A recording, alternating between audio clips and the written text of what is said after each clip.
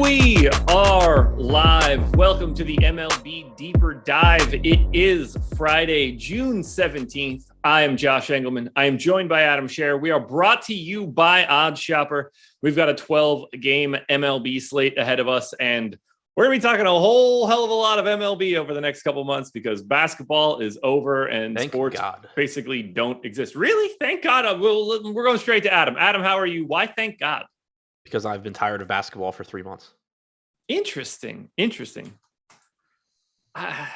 I found myself wanting it to stick around more this year, which is weird. More this year than ever before, and it was my worst NBA season. I mean, that didn't help. Like, I was having a good NBA season and then just was awful for the last few months. But no, whenever it gets to the end of a season, like, I am tired of talking about it. This might be the first year, I think it's the first year that I've done playoff content all the way throughout. Yeah. So I was very, very, very over it. The playoff content is a bit of a grind as it gets later and later.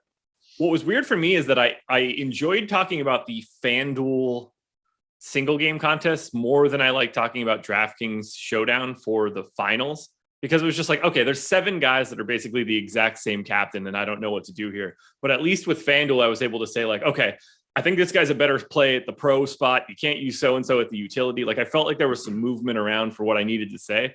The DraftKings contenders video that I had to do was just a chore. I was like, I don't know, man. Like, all of these guys are the same relative to their salary. Nothing looks good. Yeah, I can see that. Like, I was glad that for my tournament plays videos, I switched to MLB, like, when the regular season ended. Yeah. So that was nice at least. But I will not miss doing one-game basketball shows. No. I know for sure that once this baseball season gets into, like, mid-August, I will be yearning for classic NBA content. But oh yeah, I mean, it's always to me, like, it has nothing to do with basketball. It's just once baseball season comes around, I am very over it with the NBA. Once we're winding down baseball season, I'm dying for NBA to get going again. Obviously you get football starting before basketball in the fall, but my most profitable sport. But yeah, it's just whatever season we're in. I mean, when football's winding down, I'm hating that too. Whatever season we're in, as we get to the end, I am just over it. I hope that I could avoid as much football content as possible. Oh yeah, I mean, I don't do a lot of football content, but it is the sport that I make the most money just as a result of everyone being relatively worse at football than they are at baseball and basketball. Well, we're going to have to talk about baseball in this one. We've got 12 games on the slate, plenty to talk about over the next hour and 10 minutes. So before we do anything, 150 people here, and I know that number is going to climb considerably. Please hit the like button, subscribe to the channel, hit the notification bell so you know when everything goes live. And don't forget, make sure you're following our Twitter account. It's not Awesemo_com anymore, people. Stokastic_com is what you are looking for. Make sure you're following us so that you can get everything that we're doing. You do not want to miss out on the goods. Let's see. Last ownership update was 1 hour ago. Don't need that. Top stacks tool. Definitely need to grab that. And then we are ready to kick this one off. I'm feeling pretty good about this slate. Did a lot of work on the back end today. Should be an outstanding opportunity to get absolutely destroyed. Randy something that starts with an S in chat. I heard MLB is more accurate as far as projections go than NBA. Is that right? There's not even close. Ton more variance. No, there's a shit ton more variance in MLB. Yeah, not even remotely. Yeah, well, yeah, that's an interesting. It's the variance piece here. Like projecting hitters is pretty easy because of the amount of data that we have. But yeah, the NBA projections. Look, if you project LeBron James for 40 fantasy points, like, you're pretty confident in and around that area for LeBron James. You project Mike Trout for 9 fantasy points, and he could have anywhere from 0 to 35. And yeah, you're just like, okay. And I mean, and so can the worst player in the league. And you're going to have Andrew Velasquez outscore Mike Trout a decent amount of the time. You're never going to have Kent Bazemore outscore LeBron unless LeBron dies in the first quarter. Yeah, barring playing time changes, right? It's right, impossible. Exactly. Like, look, it's basically literally impossible. Right.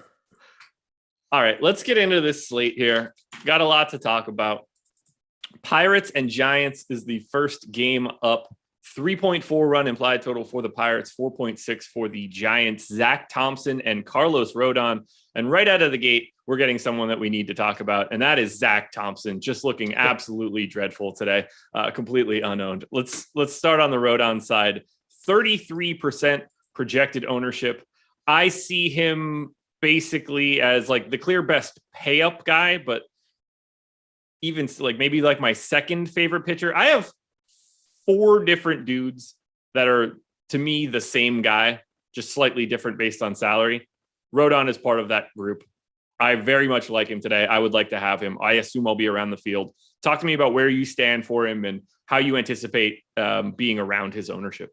Yeah, I mean, I love getting the Carlos Rodon here. I do think that, and this will kind of just hold true throughout the show, it's just a little bit different talking DraftKings versus FanDuel today, I think, because DraftKings pricing is really soft in some spots, particularly the top end pitching. Whereas FanDuel, not only do you only roster one pitcher, so your decision points are a little bit trickier, but their pricing also just makes more sense. So on DraftKings, you get a situation where Rodon's pulling 33% ownership. He has a 19% chance of being a top 2 pitcher, but even though he's projected to be overowned, I still expect to get to plenty of him in tournaments. He looks great.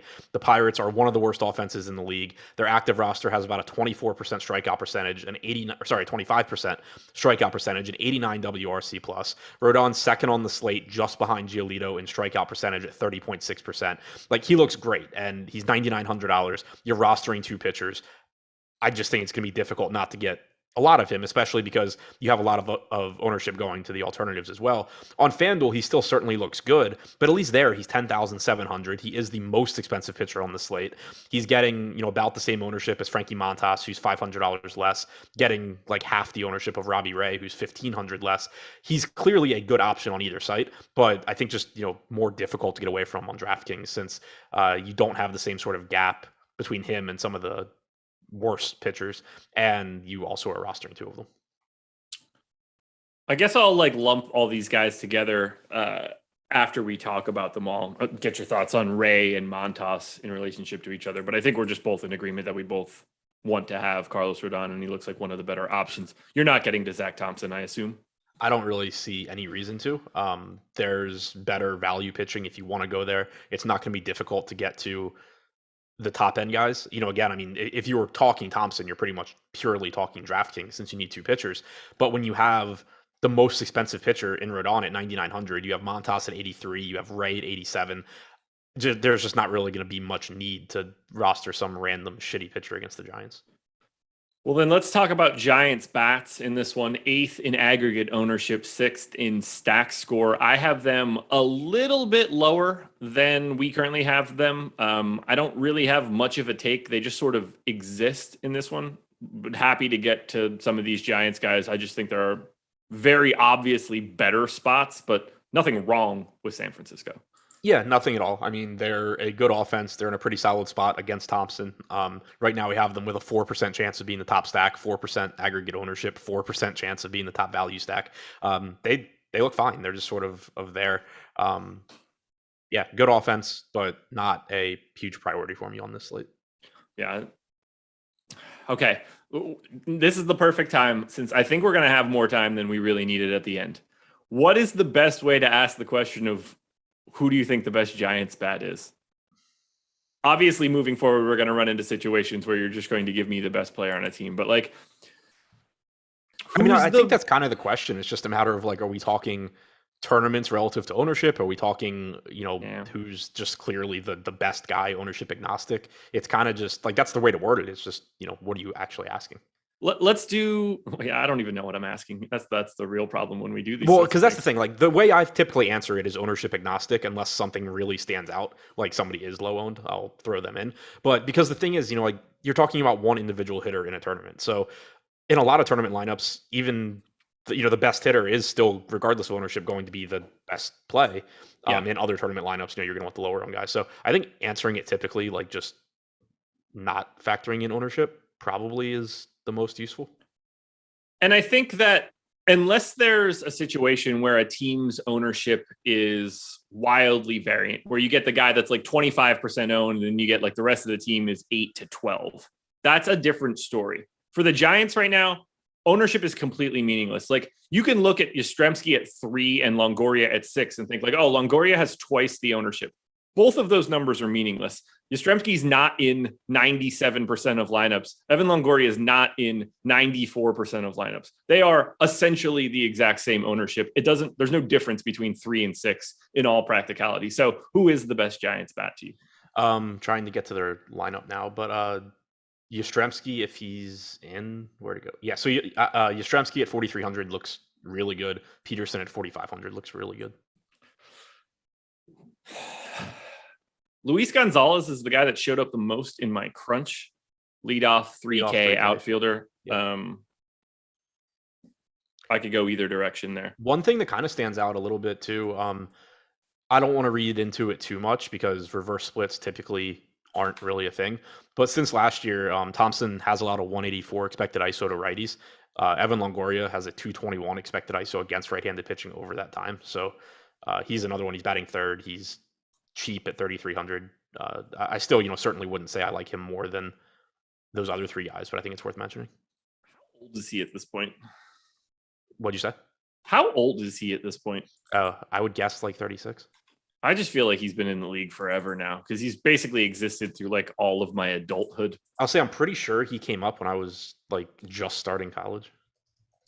I'm looking it up now. I know Price did. Yeah, damn, I'm good. He's 36. Yeah. Oh, okay. So Evan Longoria is 8 months younger than me. That makes a lot more sense now. Yeah.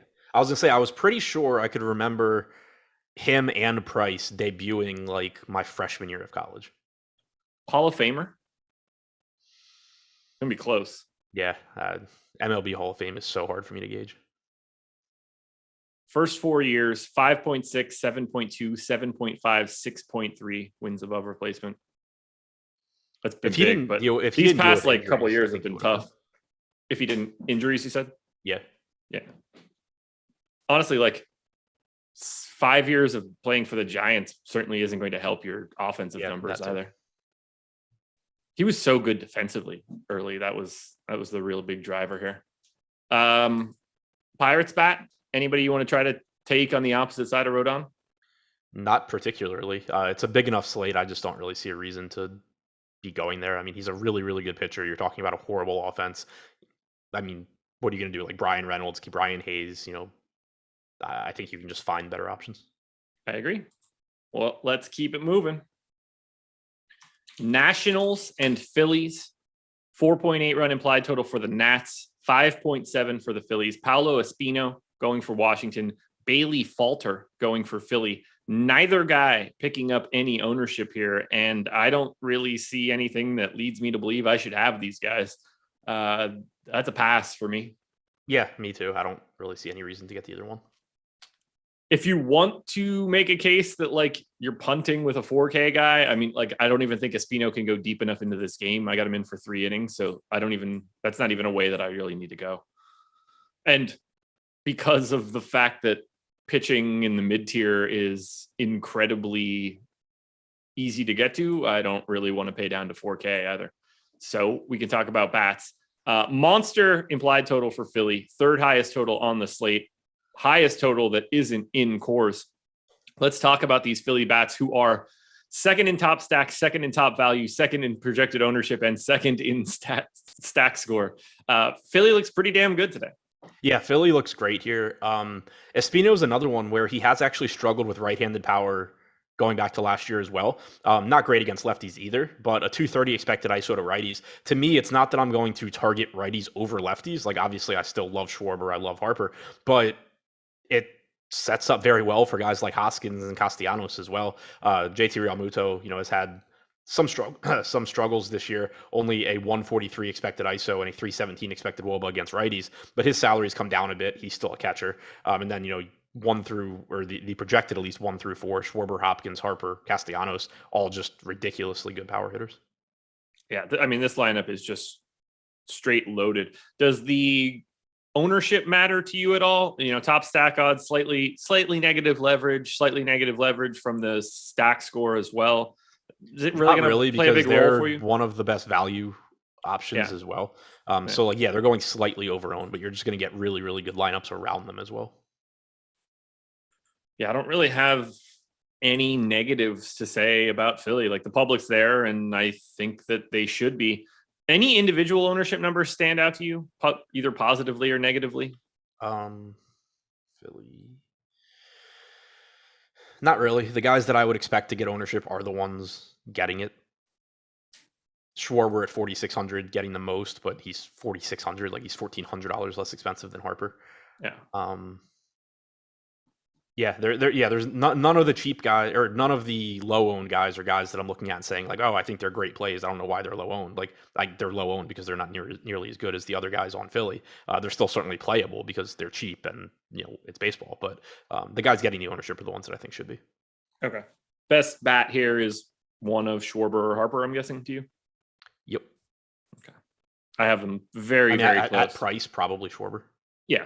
That 1,400 is a lot there. Though these guys are not all that different. I mean, they're clearly different, but extra at bats for Schwarber as well from being in the one hole certainly helps. Now, Nats bats are interesting. They are 6th in aggregate ownership, 8th in our stack score. I still think they look pretty good here. I don't have any problem being on the opposite side of Bailey Falter. Not a giant strikeout guy. Nats don't really strike out all that much, or at least they don't project to, outside of really Lane Thomas and Victor Robles. But I think there's a path to getting to some Nats.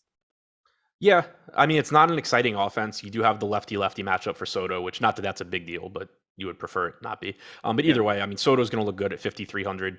Cruz at 3,600, I think, is really appealing. Lane Thomas at 3,100 looks fine. 4K flat for Bell. Relatively limited sample since last year, but Falter has allowed a 215 expected ISO to righties, 332 expected WOBA. He's been much better against lefties, as you would expect, but the only lefty really that you're talking about in this lineup anyway is Juan Soto, so who cares? I'm with you. Like, the Nats don't look like a huge priority. We have them with a 3.5% chance of being the top stack, 5% ownership, 6% top value percentage. But individually, I think there are some good bats here, particularly Soto and Cruz. Okay. Well, I guess I don't have to ask you who your favorite bats are. They're Soto and Cruz. Yeah. No surprise. I'll say Cruz at 3,600.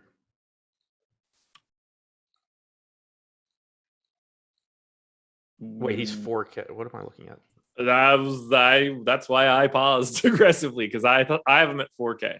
Yeah. Okay. So what I was looking at just has incorrect pricing. Good to know. I also like him at 4K, if that helps. Yeah. That. By the way, Juan Soto's 5,600. I don't know what price you have him at. I have 5,300. Yeah. So I will stop using that for pricing. But either way, same idea. Yeah. Relative to salary, it's Cruz. Just overall, it's Juan Soto. Also, relative to salary, I don't mind Lane Thomas in the leadoff spot, but very different profile than Nelson Cruz. Agreed. Ready to move on? Yep. Blue Jays and Yankees, 4.4 run implied total for the Jays, 4.6 for the Yankees. It's Ross Stripling going for Toronto, Jordan Montgomery going for the Yankees. Neither guy pulling any ownership. Probably not a spot that I'm looking to get any pitching. I have the Yankees as the number one offense on this slate. I have the Blue Jays as the fourth, but there are 4 really good teams from an offense perspective, and then it falls off a gigantic cliff. So saying that the Blue Jays are fourth is not really an indictment. They both look fantastic. I don't get the sense I'm going to have any Stripling or Montgomery. Yeah, I don't really expect to get to either pitcher. This was one of the things that kind of stood out when I did the tournament plays video earlier, was normally I'm able to just kind of go down the top pitchers tool and say like, okay, this guy's obviously a good play, but he's over-owned, and then, the next guy is a little bit under-owned. Whereas today, it's just like, there's such a gap, I think, between the pitchers that are getting ownership and the ones that aren't. I couldn't even bring myself to say, oh, Jordan Montgomery is a great tournament play because he's getting 1% ownership, because even... it's one of those where if you give me 30 plus to 1 odds, I'll take him over Carlos Rodon, but like, that's not exactly how I'm building lineups. So It's just really difficult to say, technically he is under-owned. He has a 6% chance of being a top 2 pitcher. That seems fine. He's only getting 1% ownership, but you're just still going to build much, much better lineups typically by not bothering with that. It's still a brutal matchup. It's not like you're getting any sort of substantial price discount on him. He has a 22.7% strikeout percentage against righties. That's fine. But you're talking about him at $7,900 being $400 less than Frankie Montas, who's just in a different tier, being, $800 less than Robbie Ray, being like, $1,200 less than Carrasco, Framber Valdez being $600 more. It's just really, really difficult in practice to actually get to him. And then on the other side, I'm not interested in Stripling against the Yankees. Yeah, I guess for people that try to look at leverage and things, seeing like pretty sizable positive leverage on Jordan Montgomery could probably trip some people up. When your top pitcher odds are like the 15th best on the slate, that positive leverage doesn't really carry the same weight. It's really more important to look at the leverage numbers for guys that are going to be in lineups regularly. For the 4% guy that's 1% owned, that leverage doesn't play the same way because you're not really getting all that much leverage on a 1%er. You're already getting it by just playing anybody at 1%. So pay attention to things like that when you're building lineups. Don't necessarily just grab guys with positive leverage just because. You can get into a little bit of trap of not playing a good enough player just in general. Yeah, exactly. Like that's an issue that I have had recently in MLB, but it's something that like I kind of need to walk the line there because if I'm weighting leverage too heavily, I just end up getting like it happened the other day where I ended up playing like the same amount of Eric Fetty or even more, I think like Eric Fetty and James Caprillion than Spencer Strider, just because like I had better, I had such good leverage scores on them, but really it was still, you're just talking about somebody being like a 3% chance of being optimal at 1% ownership. That still doesn't do anything for me. Yeah, you almost need to weigh that by like their optimal odds, right, to get a little bit more realistic leverage mark. No Bryce Harper in the Phillies lineup. Ooh, well, I guess I know who your best bat is in the Phillies lineup. Yeah, not Bryce Harper. Figured it out. Didn't take long. Fascinating game here. The Yankees are 11th in ownership, 13th in top stack score. The Blue Jays are 18th in ownership, 21st in top stack score. The Yankees got to top stack percentage, just 8th overall. I mean, I guess like Montgomery and Stripling are both solid arms. I would like to target an unowned Blue Jays offense or a lightly owned Yankees offense. Yeah, that's appealing to me too. Like I have respect for both of these pitchers, but I also obviously have a ton of respect for both of these offenses. Ross Stripling did actually get stretched out a little bit his last start as well. I think you could actually argue that he's a little bit underpriced at 5,800, but it kind of just goes back to I don't think I need that either. But as far as the bats go, I mean, the Yankees just have so much power in their lineup. Stripling has allowed a 203 expected ISO to righties and a 195 expected ISO to lefties since last season. So even though he is a solid pitcher, he does give up some power. He doesn't have elite strikeout stuff. You're getting a Yankees lineup where, it's the Yankees. They have a ton of power. Aaron Judge leading off, Donaldson, Rizzo, Stanton. All these guys are great. LeMahieu, obviously a good hitter. Joey Gallo's got power, even, if he is flawed as a hitter. So it's a very, very high upside spot there. And then similarly for Toronto, not quite as much power in their lineup. But, still Springer, Guerrero in there, Alejandro Kirk, catcher hitting cleanup is obviously appealing. So tough matchup, but you're not getting much ownership going to either team either.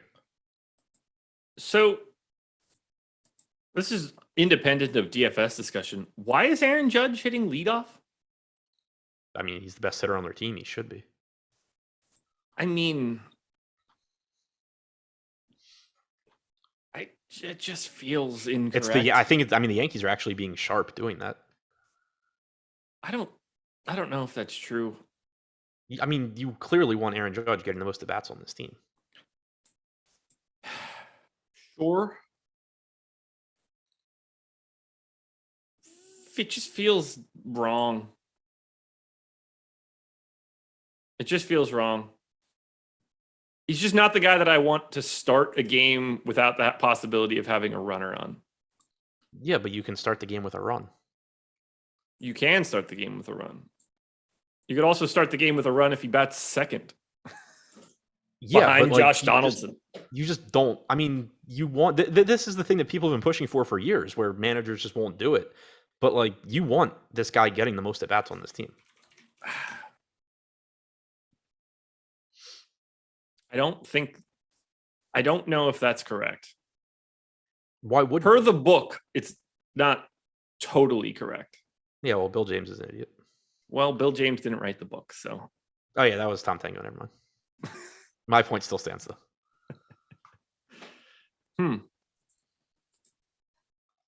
Yeah, I don't know. I don't know. Does he have the highest on base percentage at a like Donaldson? It would be wildly crazy if he doesn't. Would it? This season, yeah. He's having like the best, like just ridiculously good season. I'm checking it out now. We got time. All right, Yankees. 386. So text that I don't agree with. Your best base runner should be batting leadoff is not a piece of information. No, that's that's old. Like that's like super old school, just completely wrong. 61. So he's got a 386 on base percentage. Anybody else even in sniffing distance of that?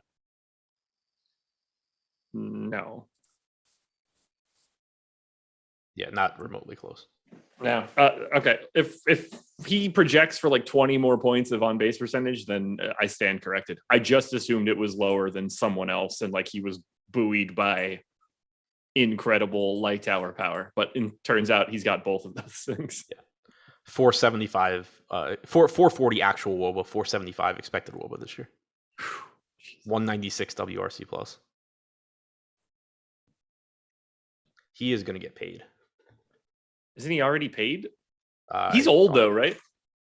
He's not that old. I'm pretty sure he turned down his deal before the season started. I could be wrong.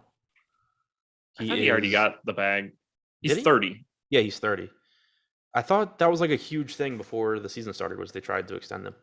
Fuck if I know, man. I guess I guess he didn't. Per Fangraphs, nothing here. What kind of contract do you think he ends up he's getting? An unrestricted free agent. What'd you say? Like, how many years do you give Aaron Judge? Because he doesn't 30 strike me teams as have the DH now. Yeah, he's gonna get like an 8 to 10 year deal probably. Those out years are gonna look pretty awful. Yeah, I mean, you kind of know that though. Like, I mean, that's the thing. Like, it's not ideal, but some team, especially now that there's 30 of them that have a DH, is gonna just say, "Yeah, cool, come here for 8 years, and we'll just eat the final 3." How many people can pay him though, like that? Probably enough. And especially coming off this type of year, like if he was having a decent season, but I mean, like he can't go to the Dodgers, right?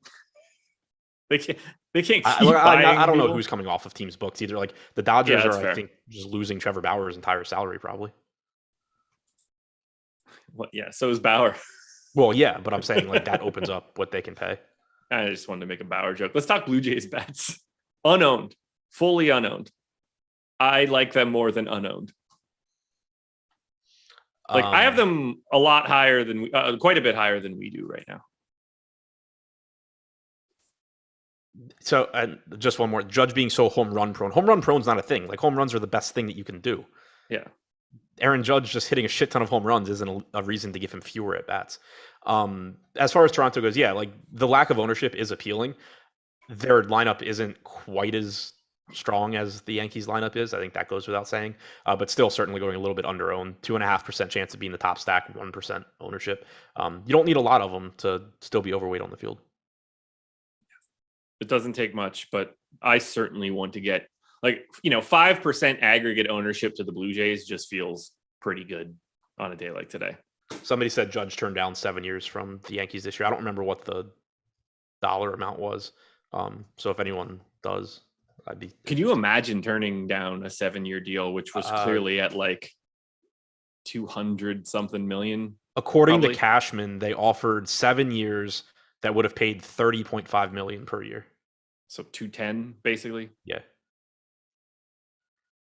You're gonna have a hard time getting me to say no. I'm gonna bet on myself. I mean, Corey Seager is making more money than that. Yeah, but like, it's not like Judge is the epitome of health.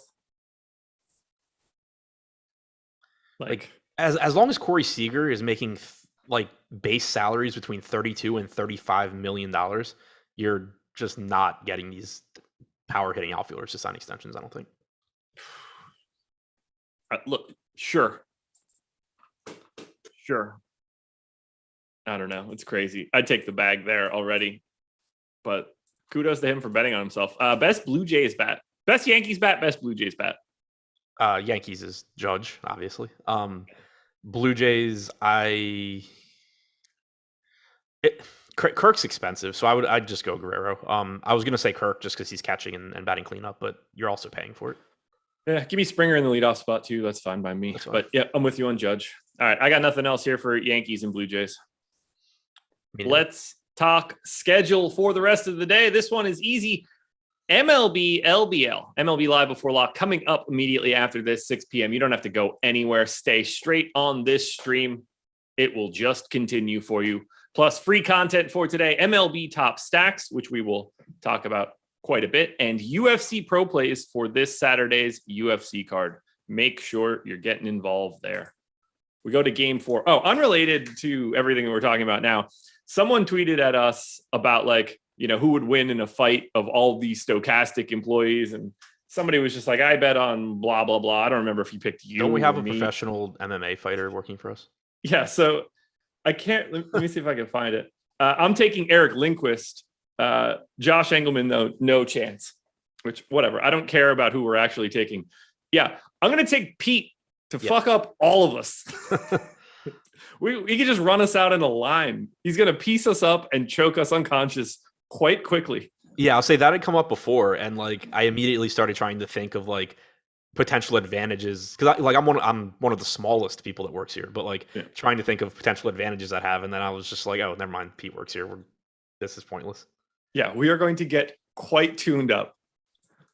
This is a man who, at one point in time, had the fastest submission in Bellator in his weight class. I think he has the fastest knockout also. Is it the knockout? I thought it was a sub. It might be both. Maybe it was a knockout. It might be both. Yeah, no, it's not going to be us.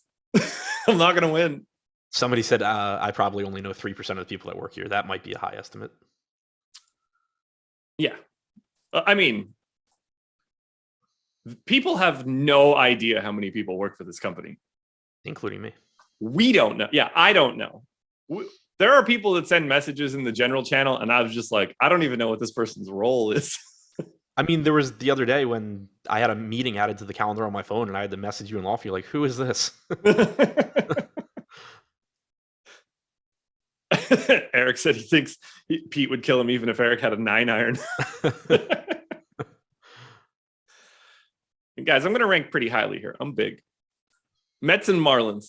4.9 run implied total for the Mets, 3.6 for the Marlins. Carlos Carrasco and Pablo Lopez. A little bit of ownership here coming into Carrasco, 10%. I actually have him a little bit higher than that, although I don't know how much that's actually going to matter for me because Robbie Ray is going to just take up one of my spots in every lineup that I create. So how do you feel about Carrasco against the Marlins? I like him in tournaments. He's one of the pitchers that isn't getting a ton of ownership that I can at least justify saying one of the pitchers that is projected to be under-owned where I can actually justify getting to him as well. And that goes for DraftKings and FanDuel. He's a good pitcher. He's got about a 24% strikeout percentage this year, certainly respectable there. Only walking 5% of hitters, 3.36 xFIP. All of that is good. Pretty neutral matchup against Miami. They're slightly above average in terms of production, but they also have about a 24% strikeout percentage on their active roster. On DraftKings, Carrasco is projected for 14% ownership with a 17% chance of being the top scoring pitcher. On FanDuel, it's about 8% ownership, 7% chance of being the top scoring pitcher. But you have to keep in mind that because there's only one pitcher there, that's a huge, you're getting a huge ownership gap off of Montas, Ray, and Rodon down to Carrasco. So yeah. I do like him in tournaments. He's one of the few relatively contrarian pitcher plays that I think I can actually get to today. I think we're on the same page there. Just a little lighter in ownership than I would have expected is really just the easiest way to say it. 9.7% is not all that much. I had him come out at 17%. I think 17 feels a little bit more realistic than 9. That's all. Pablo Lopez, though, not a guy that I'm trying to get to at 10,200 against the Mets. Are you seeing that differently? I was still reading about fighting coworkers, but for Lopez, I think it's just really tough to get there. Like, he's expensive. It's a tough matchup against the Mets. He's certainly not a bad pitcher. He has a 26% strikeout percentage, 3.18 xFIP this year. All of that's good, but it's extremely difficult for me to pay a premium on Pablo Lopez compared to, Carlos Rodon or Ray or Montas. Yeah, I think we are in the same boat here. So we need to talk a little bit about offense. Marlins, 15th in ownership, 12th in stack score. Mets, 13th in ownership, 8th in top stack score. I guess I'll go to you for this one easily, since we prefer Carrasco to Lopez as well. Although I guess that is really more of a salary thing than anything else, although Lopez is worse. Are you rostering the Mets? They're another one of these teams, kind of like Toronto, where if I get to them some, that's fine. They certainly have a lot of good hitters in their lineup. But I will say that I think it's more difficult to get to them. Like, I would prefer to get to a team like the Yankees at similar ownership, similar chances of being the top stack, but you just have more power in the Yankees lineup. You have a team like the Dodgers that is similarly owned, that has a ton of power in their lineup as well. So it's a team where I think if they break the slate, it's not going to be surprising just because they are good, but it's probably just also not going to be a spot that I'm at, because I do respect Lopez.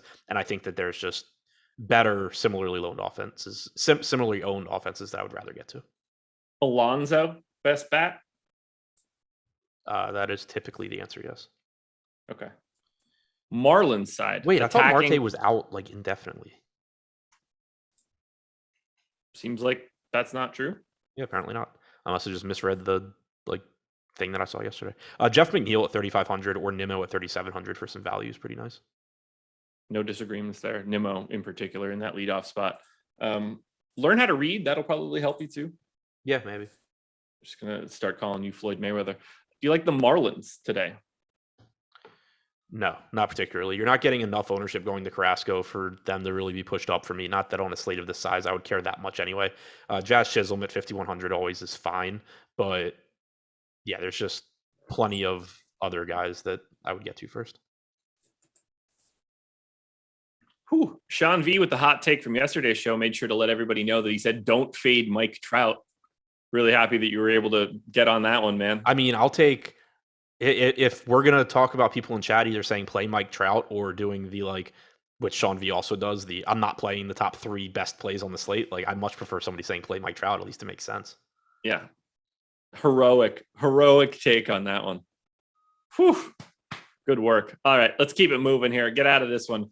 Red Sox and Cardinals, 5.4 run implied total for the Red Sox, 5.1 for the Cards. Michael Wacha and Adam Wainwright going in this one. No ownership going to either pitcher. Do you anticipate rostering Michael Wacha or Adam Wainwright? I do not. Nor do I. I don't have anything else to add here. I don't even want to ask you about it. So let's talk offenses. Red Sox, 5th in ownership, but we're going to go to the higher ranked team. That would be the Cardinals here. 4th in ownership, 3rd in stack score. Nothing too crazy from an ownership perspective. It's 9.2% in the aggregate. Nobody's separating from the pack. Tyler O'Neill's 12%, Harrison Bader's 10%. Very weird to see the 6 and 8 hitters getting the most ownership in a lineup. So there's that. But talk to me about the Cardinals. How are you feeling here? Yeah, just pretty neutral spot. I mean, hitting in Fenway, good for right-handed power. Wacha's just an average pitcher, so a decent matchup for them. They've been one of the more productive offenses in baseball this year. Wacha has only struck out 16.9% of hitters, 4.36 xFIP. The ownership's there, but I think it's also a good spot. I don't think it's on quite the same level as your Coors Field or Philadelphia in terms of top stack percentage, particularly the Padres, but still, a good spot. The ownership's there. They're reasonably priced. I don't have any issue with St. Louis. No, same. I think they look pretty good here. Righty power is better than lefty power. There's certainly enough of righty power in this Cardinals lineup. And Wacha also just not someone that is great against right-handed hitters. His most effective pitch is his changeup. He throws it with the second most frequency to lefties and to righties. That just typically means that he's going to be splits neutral or even reverse splits. And that's been the case since last year. 202 expected ISO to righties, 210 to lefties. So it's just another spot where the point I'm making isn't you should be prioritizing righties against him. It's just that you shouldn't really care. Best bat in the Cardinals lineup, I actually think is difficult to determine today. I mean, Goldie, but he's also 5,900. I don't mind a 4K Nolan Gorman at second base. I mean, that's a tough position to get some power. I also really like Tyler O'Neill.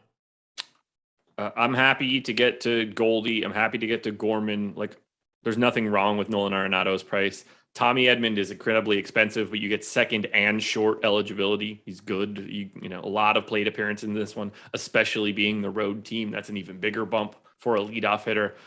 I just think that top 6 looks fantastic. And, you know, Harrison Bader for 2,500 is cheap enough if you're trying to just buy like a random home run. What about the opposite side of this one? Red Sox bats, 5% aggregate ownership. They are 8th in our stack score. Properly owned, probably Duran and Devers are the guys that are pulling all of this ownership. Everybody else is like 5% or below.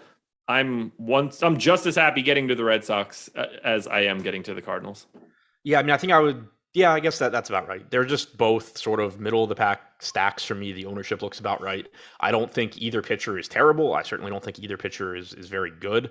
Wainwright has done a better job of limiting power than Waka, so that's one thing working, you know, in the Cardinals' favor versus the Red Sox. But also, you know, Devers is really, really good. Jarren Duran is really, really cheap. I do think the Cardinals are a little bit easier to get to just because, you know, yeah, you have the expensive guys in Edmund, Goldschmidt, and Arenado, but Brendan Donovan's cheap, Gorman's relatively cheap, O'Neill's cheap, Carlson's cheap, Bader's cheap.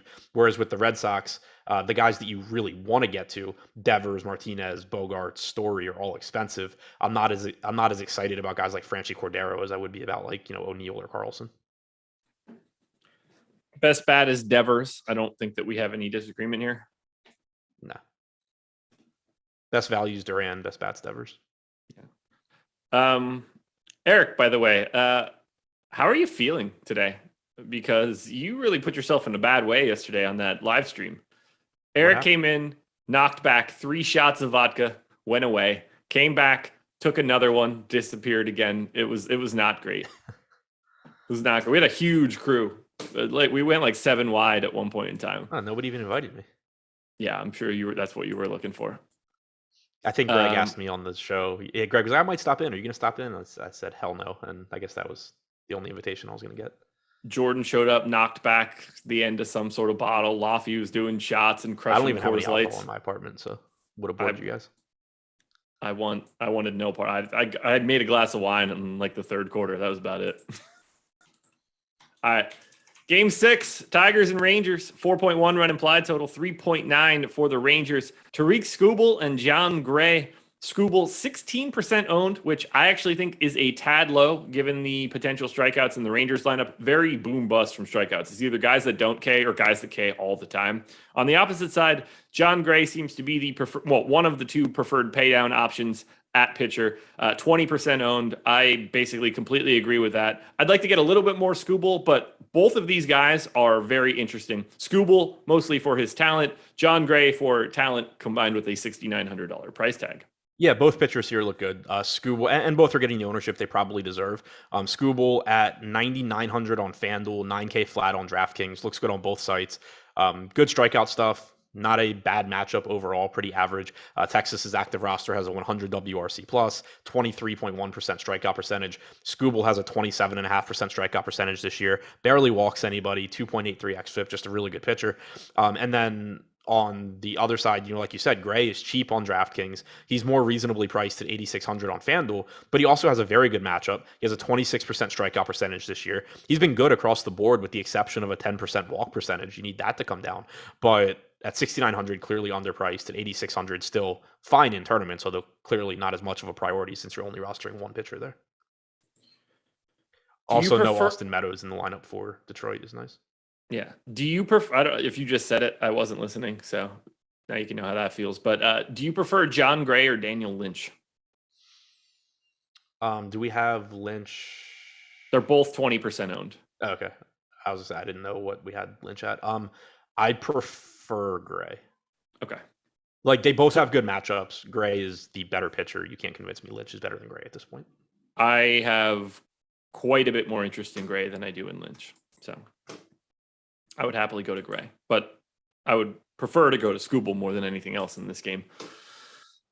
Let's talk about Skubal. How do you feel about 16% ownership there? How do you feel about him in relationship to everything that we've talked about that's around him? Because that range of Montas, Valdez, Ray, Skubal, Carrasco is loaded. Yeah, I still like him here because even though he's, technically a little bit overowned, we have him at 16% with a 15% chance of being top two. You're still getting like half the ownership that Montas, Rodon, and Ray are, and he at least has the same sort of upside that those guys do. Similar strikeout numbers. Decent matchup, not as good a matchup as Carlos Rodon or Montas have, but he at least is someone that, you don't have to stretch too far to think that he can just beat those guys any given game. Whereas, when you're talking about those, positively leveraged, super low owned guys like Jordan Montgomery, it's just like, yeah, you need a minor miracle for him to actually outscore those guys in their respective spots. Here, it's kind of, if they all pitch to what they're capable of doing, you're still going to, Scooble's still going to be in that mix. Okay. Bats in this one. Not a lot of ownership coming in here, both middle of the pack teams. Tigers are 13th in ownership. Rangers are actually 9th. These are 10th and 11th in our stack score. So my question is there anything appealing for stacking the Tigers and Rangers other than the fact that both of the pitchers are pulling like 20% ownership? Yeah, I don't really see it. I don't really see anything here. The Tigers are really bad offensively. You have a $2,600 leadoff hitter in Victor Reyes. That's fine, but it's also a 12-game slate. You're probably just going to find better options. From the Texas side, I think just in terms of talent, there's more to like with, Semi and Seager, Garcia, Heim, Lowe, but you have the lefty-lefty matchup for Seager and Lowe. Heim, Garcia, Semi are all relatively expensive as well. So I think it's just really difficult to get to either team here. I'm with you. Nothing all that appealing. I have the Rangers 15th. I have the Tigers 18th. Scooble's biggest weakness going back to the start of last year has been allowing home run or allowing power to righties. 216 actual ISO, 239 expected. This year it's been a little bit better. 110 actual ISO, 163 expected. So again, I think if for some reason you had to target a one-off on Texas, you're just looking to one of the right-handed power bats, probably Adolis Garcia. But there's just guys that are going to look better anyway. Best Rangers bat, best Tigers bat. Garcia and I don't know, wait and play Riley Green tomorrow. Garcia ahead of Seager? Yeah. Really? That I don't agree with. I mean, platoon is... Sure. I mean, I'd probably take Semien too. Yeah, I mean, I think Semien's reasonable. I think Jonah Heim's reasonable because he's the catcher. Yeah, agreed. But I have all three of those guys ahead of Garcia, actually. We're quibbling, but I do. Yeah, no, Garcia's a monster. On the Tiger side, Reyes? I said wait and play Riley Green tomorrow. I don't think that's how this works. Well, I don't want any of these guys, but yeah, Reyes. I'm just going to use 7 lineup spots today, so I got to have 9 tomorrow. I think I'm double checking. I think Javier Baez is really cheap on FanDuel. Javier Baez also is really bad. 2,300. Yeah, 2,300. Give me Baez on FanDuel, Reyes on DraftKings. Here, the Tigers lineup doesn't have anybody north of 2,300 on FanDuel. Probably shouldn't either.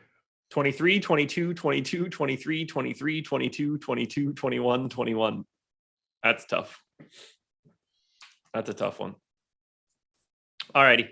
Nothing else here. So let us talk about the presenting sponsor of this show. That would be OddsShopper. I talk about them quite regularly.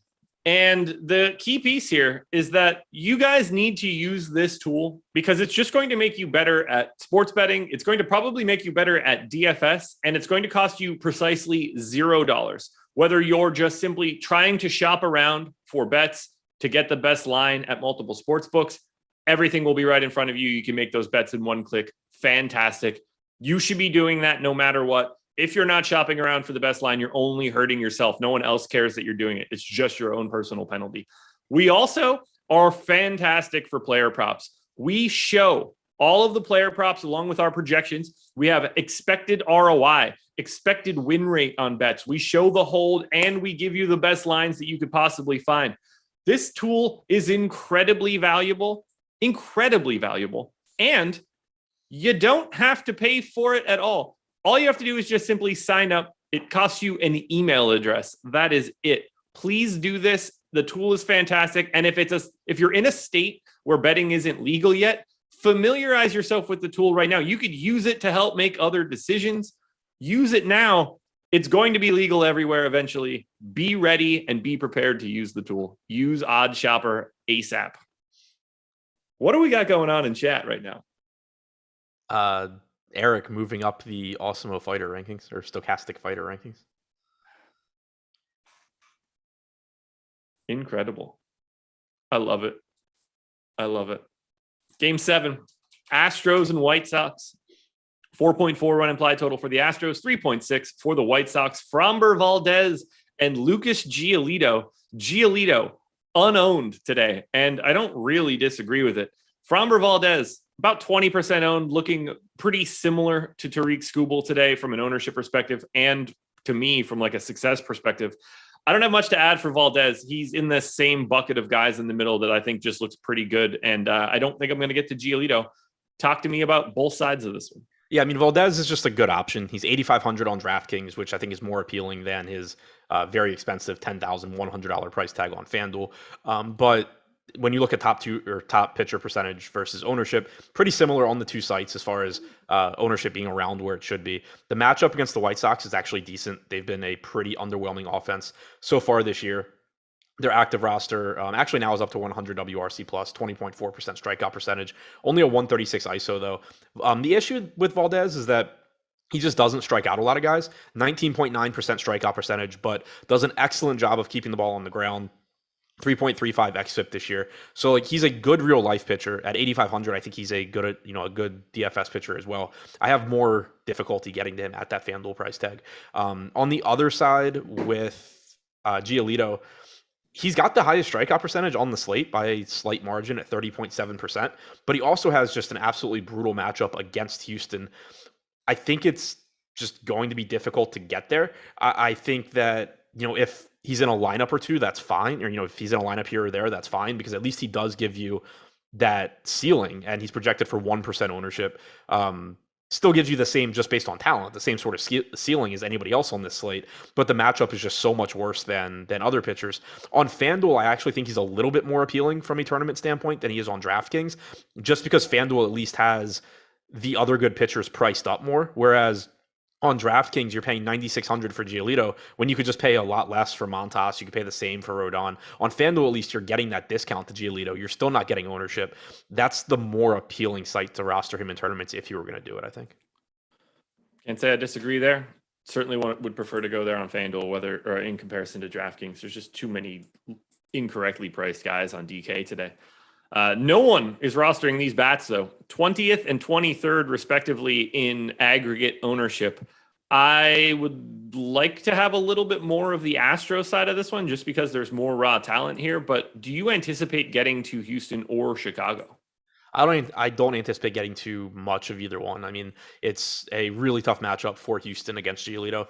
On a smaller slate, maybe I'd be able to get there. But to me, it would be different if teams like the Yankees and the Dodgers and the Mets weren't all pulling 2% ownership in aggregate. But since they are, it's kind of just like, what's the benefit of going to Houston when I could just go to those teams? And for all intents and purposes, it's the same ownership. Yeah, no real disagreements there. Best bet on the Astros is Jordan Tucker. Yep, agreed. Best bet on the White Sox, Lubob? Yep, pretty much always my answer there. Andrew Vaughn having the first base eligibility and being $1,100 cheaper probably makes him like a better DFS play. Yeah, I was actually going to say Abreu being 700 less too. Yeah. Look, it doesn't really matter because you're not taking these guys at all in any sort of volume against Framber Valdez, but they are righties against the lefty. Keeping it moving for the big one. The one we got to talk about most from an offense perspective, the Rockies and the Pods. 5.8 run total for the Rockies, 6.7 for the Padres. Kyle Freeland, Mackenzie Gore. We are not starting pitching here, are we?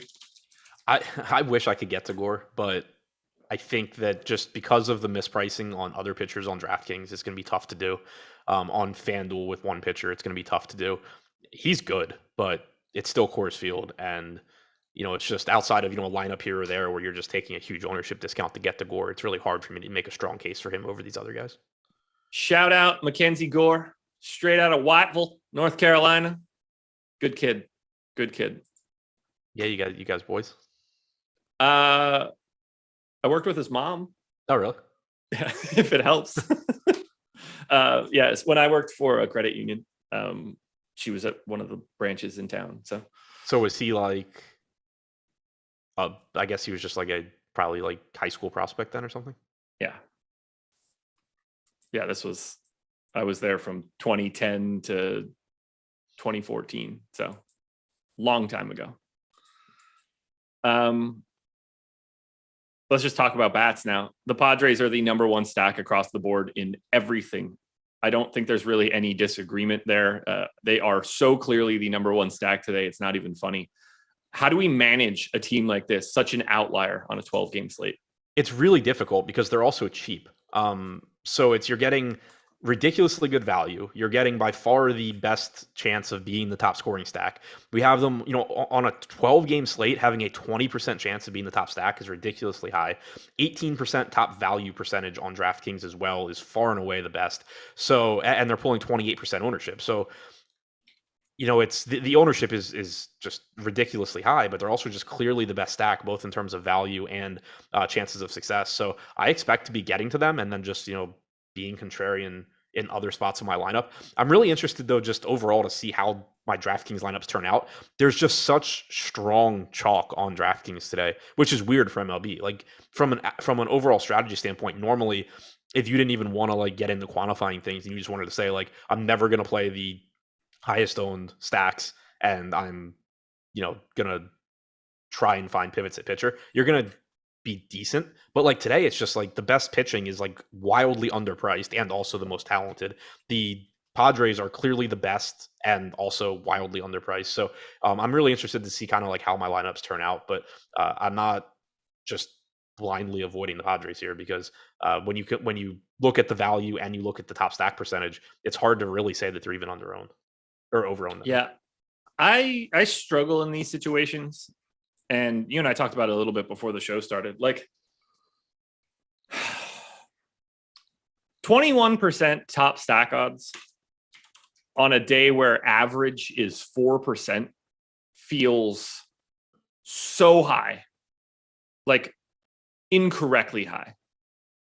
Do you think it's possible for a team on a slate like today to be like 5+ times the average stack in terms of top stack ability? Yeah, I'm with you there. Like 20 does seem high to me. I have a harder time or an easier time justifying the top value percentage than the top stack percentage. Yeah, I think that makes sense. I mean, you get like only Cronenworth and Machado are expensive. If the projected lineup that I have ends up being the lineup, the third most expensive guy is 4,300. Like they're incredibly easy to roster. Right. That I don't think is all that crazy. Like I mean, I haven't built. I don't really know what I think an upper bound is for top stack. Yeah, no, I'm with you. Like it's hard to just say like, yeah, they're going to be the top stack 1 in 5 times when there's 24 teams and we're talking about baseball. Right. Like they're the top stack. It's not close. Right. Regardless of what I think that number actually is. But I do wonder if that's stretched a little bit. Not entirely sure. What about the Rockies side of this one? They're a lot more difficult sell for me. Obviously, they're still playing in Coors Field. They still have that working to their advantage, but they do have the much more difficult matchup against Mackenzie Gore. They aren't a particularly good offense either. I mean, you have Connor Joe, you have CJ Cron, Brendan Rodgers is 4,200. Those guys are fine, but you're getting ownership going there. You're in a much more difficult matchup. It's going to be a lot easier for me, I think, to get away from the Rockies than it is the Padres, even though the Rockies are getting less ownership. Yeah, like certainly you're getting to this game across the board. There are some spots that aren't crazy owned for Colorado, but you are in a terrible matchup from a pitching perspective. You don't want to try to attack Gore in this spot. Who is the best option in the Colorado lineup? Is that just Connor Joe by default, or is it Cron? I think it's Cron. Okay. I can go either direction there, and I don't really have much of a preference. Do you assume, like, obviously negative leverage on the Rockies, but I assume you're still getting there? I don't know if I'll even get there, really. Really?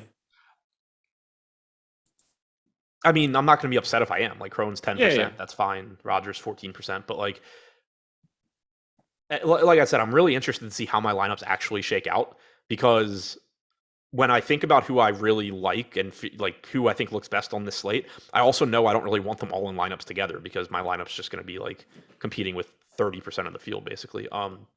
Yeah. But I just don't know that the Rockies, when I think about it that way, like the Padres really being a priority, the top pitchers, the top owned pitchers being guys that I am very interested in as well. I think it's more likely that I'm mixing like legitimately low owned guys into these lineups and not necessarily like more 9, 10, 15% owned guys. Best bat in this game is Machado, correct? Or probably best bat on the slate is Machado? Yeah, I'll say I think it's probably the best bat on the slate. Okay. Anything else, Rockies Pods? Nope. Diamondbacks and Twins. D-backs 4.3 run implied total. Twins 4.8. That is exactly how you. No, it's not how you spell Diamondbacks. That's probably why nothing shows up when I type it. Madison Bumgarner and Devin Smeltzer going in this one. No ownership coming to either pitcher. Will you be rostering Mad Bum or Smeltzer? No, I will not. I hope. Agreed. Twins are pulling some ownership, though. 7th in aggregate ownership, 5th in our top stack tool. Although I have not grabbed the updated top stack tool in quite a long time, so I will update that. Not that they can change all that much, but are you going to get to the Twins? Lineup looks good. Yeah, I like the Twins here. Targeting Mad Bum is something that I've liked doing for years. Similar to targeting Syndergaard, typically it works a bit better than targeting Syndergaard because he's just not as good. This year, or going back to last year, 208 expected ISO to righties for Bumgarner. This year, 234. The Twins have plenty of right-handed power here. Buxton and Correa in particular. I'm sure if that guy from NBA chat yesterday is here, he's not going to like that I think Byron Buxton's a good play again, but I certainly do. Gary Sanchez batting cleanup at catcher looks good. Urshela's cheap and hitting third. So those four I think look really good. And then you're just mixing in, Arias, Miranda, Kepler, the bottom of this order to round out your stacks. But yeah, Minnesota is one of my favorite stacks that isn't getting a lot of ownership. I think that makes a ton of sense. The order just looks really good, and I don't mind going to a 7% owned Correa, a 3% owned Gary Sanchez. It just feels good against Mad Bum. What about the Diamondbacks side? They're 11th in ownership. They're 13th in our stack score. I think they're just simply an average team today. Yeah, I don't really feel strongly one way or the other about the Diamondbacks. Nothing really stands out there. 2.5% top stack percentage, 2.5% ownership projection. They're okay. You do have Carson Kelly leading off at with catcher ownership or with catcher eligibility. So that is an interesting spot to look at. I also think it's at least a little bit interesting that like it's a pretty good matchup against Smeltzer. He's not a guy that misses a lot of bats. There's going to be a lot of balls in play. Like if it's ever going to break, it's kind of going to break against a guy like that. If he can go, if he's in this game and just not mowing anybody down. 216 expected ISO to righties for Smeltzer since the start of last year.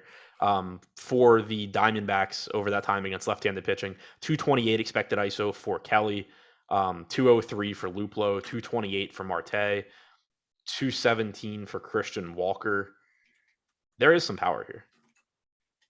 Yeah, like I think the Diamondbacks are sneakier than it seems today, just sort of based on the matchup and current ownership. Not that it matters. Yeah, like it is nice that they're another team that is legitimately low owned. Kind of like I was saying with the Rockies, where they obviously still look okay. They're playing in Coors Field. They're not crazy owned, but you're still talking about 9, 10, 15% aggregate ownership going to those guys. Carson Kelly right now is projected for 2% ownership. Christian Walker, 2%. Kettle Marte, 6%. These are guys that, you legitimately can lower, substantially lower the total ownership of your lineup with. Anything else in this game? No, like the bats. A's and Royals. 3.8 run implied total for the A's, 3.2 for the Royals. Frankie Montas and Daniel Lynch. Lynch came down in our most recent ownership projections to 12%. I think that makes a little bit more sense. He's separated from Gray now. Frankie Montas, on the other hand, the highest owned pitcher on the slate, 8,300, 39% owned. The question that I have for you is this: is Whit Merrifield going to get a hit today?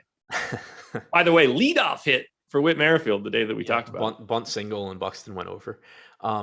No, I mean, Montas looks great here, though. Like, this is another one on FanDuel. He's a good play. There's, no doubt about it, but he's also $10,200. He's projected for an 8% chance of being the top pitcher, 18% ownership. But on DraftKings, he's 8,300, 19% top two percentage, 39% ownership, but also a 14.5% top two value percentage, which is one of the best on the slate.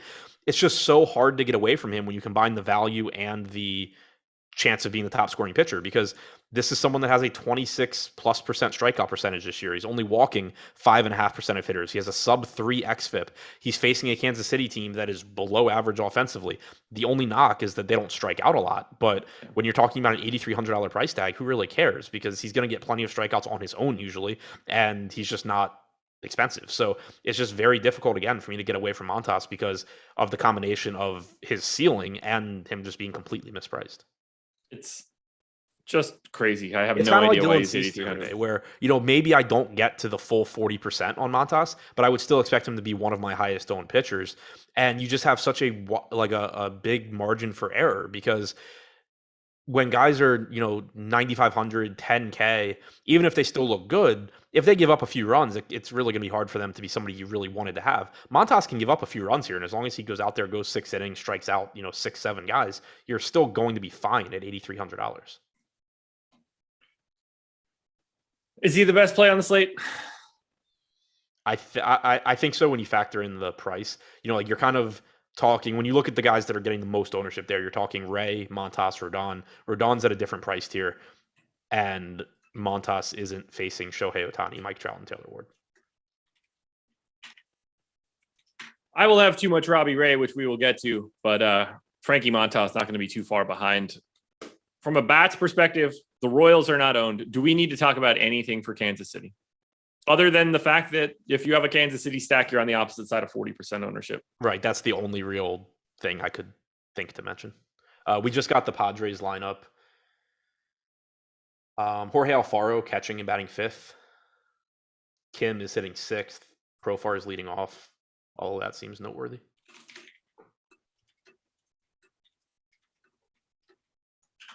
No Eric Hosmer. Brutal. A's bats here? Good values. No ownership.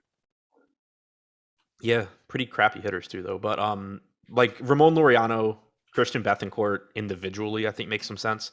But as far as stacks go, top to bottom, I'm gonna have a hard time getting there.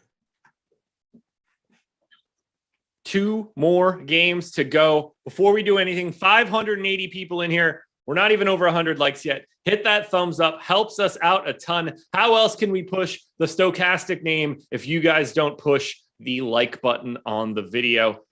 2 more games, 5 more minutes. Live before lock coming up next on this stream. Dodgers and Guardians. 5-run implied total for the Dodgers, 3 for the Guardians. Clayton Kershaw and Zach Plesac. Kershaw, 10,500, the most expensive pitcher on this slate, because I think somebody accidentally typed in it's 2017 for the game. I don't really understand why he's as expensive as he is in comparison to the rest of the guys on this slate. Don't mind getting to a little bit of them, but boy, is that a big price tag. Zach Plesac, on the other hand, unowned and should be unowned. What do you do with Kershaw?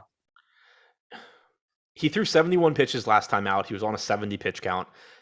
I assume he's going to get like 80 to 85 here, which is fine. He can certainly have a good game. The problem that you run into is, 1, he's expensive, and 2, so like on DraftKings, he's 10.5, so he's just more expensive than all these other guys that we've been talking about. On FanDuel, where the pricing on the other pitchers is more correct, you run into the issue of really needing Kershaw to get 6 innings to maximize his score there because of their scoring. So it just becomes really difficult for me. I'd be more willing to take chances on him if you only had like 1 or 2 of Carlos Rodon and Montas and Valdez and all these guys and Skubal on the slate. But when you have all of these guys, it's just so hard to think that Kershaw is just beating all of them on 80 pitches. Yeah, I just don't get the appeal here. And it's not like it's a great matchup either. No, certainly not. It might be the lowest strikeout rate I have on the day, or at least pretty close to it. Oh, the Indians. Yeah, aggregate for the Indians. I thought you meant Kershaw. I was like, how do you have Kershaw with the lowest projected strikeout rate? No. 19% aggregate strikeout rate based on Steamer for the Guardians lineup is it's got to be one of the lowest of the day. Yeah. And to be fair, it's partly influenced by Jose Ramirez and Steven Kwan, both just like never striking out, but still. Yeah. It's a lot. Unless Austin Hedges moves to the 1 spot. Right. It's not going to get a lot better. That said, I don't want to roster Cleveland here. They are 23rd in ownership, 23rd in top stack, and I don't think that that's exactly wrong. No, I would get to random. I expect at least that I'll get to random Kershaw teams before I get to random Cleveland teams. Happily get Jose Ramirez. Very clearly the best bat. Don't have anything else I really need to say here for Cleveland. And for the Dodgers, I love how not owned they are. 2.5% aggregate ownership against Plesac. Doesn't miss bats.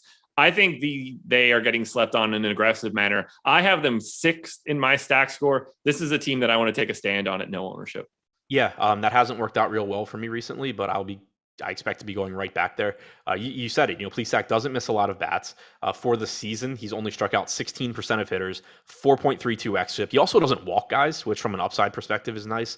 1.3 home runs allowed. And so far this year, 220 expected ISO to lefties, 284 to righties. So it's not like he's great at getting out righties or anything like that. And then the Dodgers just have so much power top to bottom from both sides of the plate, not getting much ownership. I'm with you in really liking the Dodgers here. Yeah, it makes no sense to me. I have them massively under owned and 4.4% top stack odds, 2.5% ownership. Get the Dodgers. This team can smack Zach Plesac today. Are you ready to close this one out? Yep. Oh, favorite Dodgers bet? Bets. Pick a name out of a hat. Yeah, I mean, bets. Muncy, because of the positional eligibility, is probably like the real DFS answer. But who'd you say, Muncy? Yeah, second and third, 5,100. Yeah, I mean, it's probably still best. It's all of them. You can make a case for Turner. It's the whole damn team. It's right. You can tell me it's Gavin Lux, and I don't really give a shit. I'm cool with it. Yeah, I mean, I'd argue that one a little bit, but Sure.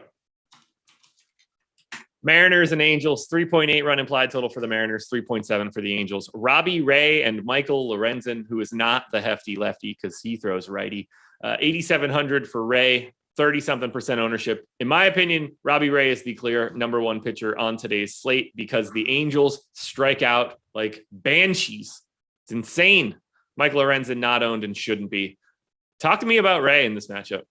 I think he's a good play. I am much more scared of rostering Robbie Ray than I am Montas or Rodon, though. Not to say that either of those guys can't have a bad game, but they're better pitchers than Robbie Ray is. They have better matchups than Robbie Ray does. Ray this year has allowed 1.6 home runs per 9. He only has a 25% strikeout percentage. I say only because that's less than Montas and Rodon, but it's also, it's less than Giolito, it's less than Gore, it's less than Kershaw, it's less than Skubal, it's less than John Gray, it's less than Lopez. 3.91 xFIP is fine, but you're going up against, or we assume at least, Taylor Ward, Mike Trout, Shohei Ohtani at the top of this lineup. No Anthony Rendon, he's done for the year. But if I were going to take hitters against one of the popular pitchers, the Angels are where I'm looking before Kansas City, before Pittsburgh. This matchup scares me. That said, he's $8,700 and still has a very high ceiling. 3.7 run implied total for the Angels makes me feel a little bit better. 25% aggregate strikeout for the Angels is really making me feel better. I will have more Robbie Ray than any other arm on this slate. We'll see where that ends up. That could certainly end up being the case for me. I really am kind of hoping it doesn't. Join me, man. Join me for the journey. I mean, like you and I were talking about it before the show. We have Robbie Ray projected the highest. I don't like Ray anymore. Sean V does. Yeah. So we have by a slight margin, we have the highest projection on Ray. Pretty much anywhere you look in the industry has the highest projection on Ray. It doesn't make sense to me. Like I will, and admittedly, like that's not something that should lead you to like not playing him or lowering his projection. Like models are going to project better than my intuition, but I just don't logically understand how Robbie Ray has a higher projection against the Angels than somebody like Carlos Rodon against the Pirates.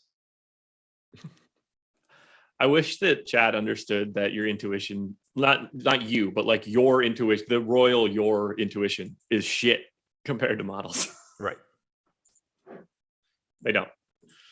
Now it's going to be interesting. I'm terrified about all of it now that Sean V likes Ray. So I know one thing though. I'm not rostering Mariners bats because I don't think that it's particularly interesting. And I don't get the sense that I'm going to have all that much from the Angels, but clearly Trout, Ohtani certainly work. Yeah, from the Seattle side, nothing that I love. I mean, Lorenzen's not particularly good. There's just other offenses that look better. If you wanted, some $4,300 Jesse Winker, JP Crawford or something, that's fine. But Justin Upton is on the Mariners now and hitting sixth. Evidently. All right. Increase the strikeout upside for Lorenzen by 3 strikeouts. But in all seriousness, like there's nothing that really stands out from Seattle. I expect to get to Taylor Ward, Mike Trout, Shohei Ohtani, Max Stassi. Like I have no issue getting to those guys. I like the levers that they give you against Ray. They still certainly can strike out, but you're talking about Ward since the beginning of last year, a 198 expected ISO against lefties, Trout 273, Ohtani 332, Stassi 168, perfectly fine for a catcher. So there's some pretty substantial upside to the Angels here against a popular pitcher. Models are good baselines, but you got to use your intuition to fill out the gaps. That could not be a more incorrect statement. So let's go ahead and get out of here on this one. Any final thoughts, Adam? Because we are over it. No final thoughts other than if your intuition is worse than models, why would you play DFS? Because I get to play against people like you. Yes, exactly. Thank you for joining us, everybody. MLB Live Before Lock coming up next. Hit that like button on your way. Staying here while we leave through the door. Good luck. Check out OddsShopper. Everything else. Watch Live Before Lock. It's a bad outro, guys. My bad. I'm Eitan Shander with Stokastic, and 3 prize picks play for you tonight on the Diamond. We'll tell you about how we can match this first deposit for you on prize picks up to $100 in a second. But 3 plays, hit the thumbs up button, subscribe, you know the drill here, and let's look at some value. A lot of games going on in the evening so we can attack stuff earlier in the day. And the first place I want to start is really with this Yankees game, but on the opposite side of it, a guy in George Springer who hasn't had a hit in 2 straight games against the Orioles. But here's the thing, with Toronto coming to town, really like the idea. George Springer bounces back against the Yankees tonight. I want to attack the hits and walks market and go over 1.5 for Springer, only because you know what a guy is going through, even if it's a mini 2-game slump where he hasn't registered a hit. There's a little bit more slap. There's a little bit more reaching outside the zone. I can't rely on Springer to power through this. I think getting 2 hits, getting a hit and a walk, depending on game scenario here, much easier than just going over the total bases number. Also, this is a really good return in the sense of you're not laying any juice like you would be on the books at PrizePicks. So number 1 for me is George Springer breaking out of this mini slump that we saw against the Orioles and going over 1.5 hits and walks. That's the category here for Springer. We'll see him bounce back tonight against the Yankees. Here's the deal. We're going to continue to let you know about this until you take advantage of it. I don't know what you're doing and why you wouldn't have a 100 deposit match here for you. So it's real simple, right? Click the link below, and when you sign up at PrizePicks, you can put in up to $100 and we'll match that up to $100. It's that simple. It's a deposit match. All right. Sign up with that link below and you can start making money. How many more people do you need on this Stokastic site here to give you winning picks on PrizePicks before you start jumping in? And here's the deal. We'll give you that extra money, that extra jump start up to $100. Click the link below. Sign up. It's as simple as hitting the thumbs up button or even subscribing here. All right. Cincinnati, much different team at home at Great American Ballpark than they are on the road, specifically in the first inning. They average, they're right there at the top when it comes to runs per first inning, scoring average in the first inning at home. So Milwaukee, middle of the road team, if you will, as far as the same category comes to town. Cincinnati immediately gets a boost because of the ballpark, as does the road team here. So the middle play on PrizePicks tonight is attacking that. Cincinnati back home where they lead the league in runs per first inning average over a full run, mind you. Brewers come to town. They have plenty of pop up top in that lineup to attack Cincinnati tonight. So that's the next play here. Sandwiching this between 2 player props, we want to go, and I love that PrizePicks gives you the ability to play this. We want to go over the projected first inning runs allowed with a half with the Reds and the Brewers. All right, Vladimir Guerrero Jr. We're going to go back to this Yankees-Toronto Jays game here because unlike the hits and walks category, I think we can target specifically the Vlad total bases. Now, this is a power play. We talked about Springer just getting on the bag, just breaking out of this mini slump, taking pitches, and also being a little bit more aggressive, combining the two. That's why we played the hits and walks. With Guerrero, what we want to do here is attack more of the power. Instead of looping him together with a couple of other guys to hit a home run, the double's in play, multiple hits are in play, going over 1.5 projected total bases for Vladimir Guerrero is our third play on PrizePicks to complete the ticket, primarily because we want to take advantage here again.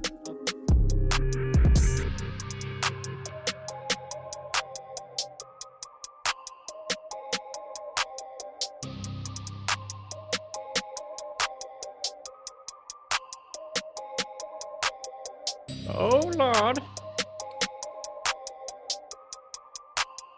What is going on, everybody? It is the Stokastic MLB Live Before Lock show, and we've got a big one today. It's a bunch of MLB games, one that Eric and I already broke down earlier, but Eric has said that he will have no takes that are the same as earlier. Everything is going to be different, so I'm curious to see what it is he has flip-flopped on, which he can do that sometimes, Eric. He flip-flops, but if you guys really want to know the best takes, you got to like the video, subscribe to the YouTube channel. But in all seriousness, Eric, is there anything that really has changed from this morning that is really altering your view of this slate? No, not a damn thing. I'm doing the exact same shit I was doing earlier. I'm just going to do it louder. I'm going to be more involved. Rent-free Lindquist, lock button Lindy in the house. Let's go. Let's ride, chat. How we doing? Happy Friday. Hit the like button. All right, I'm undecided if I like this energy or not, but I think I got energy today, baby. It's in spades. I had 2 coffees. You know how many times I have 2 coffees? Never have 2 coffees. I had 2 coffees. Yeah, you strike me as somebody who does not need coffee. You also strike me as somebody who might have to take a shit 30 minutes into the show. Might. Because you have drank said coffees. But now we're there ready. Actually is one thing, and oh my God, look how fancy you are. Oh, I know. It's fancy glass. Are you drinking fancy beer stuff. from a wine glass? No, it's just like a Vale Brewing Co., like a little glass thing. It's Friday, baby. It's the freaking weekend, baby. It is just. Are you off on Saturdays? I forget. I am. All right, yeah. We're going golfing tomorrow because I'm fancy. Oh, yeah, gonna get fit. What do over under 72.5 for Eric's score tomorrow? Are you playing at a hard course? Playing at Sandpiper in where is it at? Straight west or Santa Barbara. So it's a really nice golf course on the beach. It's lovely. 72.5. I don't know. It always depends on the wind out there. I'd probably take the under on me out there because it's a pretty flat golf course, but you know, you still got to hit the ball well. You still got to make it around. So there will be some gambling done, playing with a bunch of my poker playing buddies, and they're taking a break from playing the World Series and coming over to LA to hang out. So just figure out and entertain them for a morning. Before you get there, you got to talk about baseball. Hopefully we can win some money for you and everybody else. And then who cares how fancy the golf course is playing at, because it will all be paid for based on tonight's MLB slate. There actually is something that has changed for me since this morning, though. Robbie Ray's ownership has dipped quite a bit because earlier today we had him around 40% on DraftKings. Now he's at 32.7% over on FanDuel. He was north of 30%. Now he's at 25%. I find Robbie Ray's ownership to be a lot more easy to manage than what it was this morning, because I was looking at that number. I was like, boy, I do not feel good about Robbie Ray's ownership. Now I run my lineups and I'm a lot closer to even with the field. So is that something that has changed for you with Robbie Ray? Still projected to be the most popular pitcher on the slate on FanDuel, but on DK, actually, Frankie Montas is the most popular. With Robbie Ray now being the not chalk, well, at least not the chalkiest pitcher on DK, does this change your outlook on him at all? Not really. Here's the thing. I kind of expected the field to maybe be lower on him. It hasn't been a jam Robbie Ray and win money kind of scenario like it was almost all of last year. It felt that way for a long time when he was with Toronto and won the, as you like to call, the flukiest Cy Young of all time. I don't know. Didn't R.A. Dickey win one with the Mets once upon a time with his knuckleball? Yeah. So, I mean, that was definitely a fluky Cy Young, except he also had, I'll have to look it up. Ironically, I remember him having after that.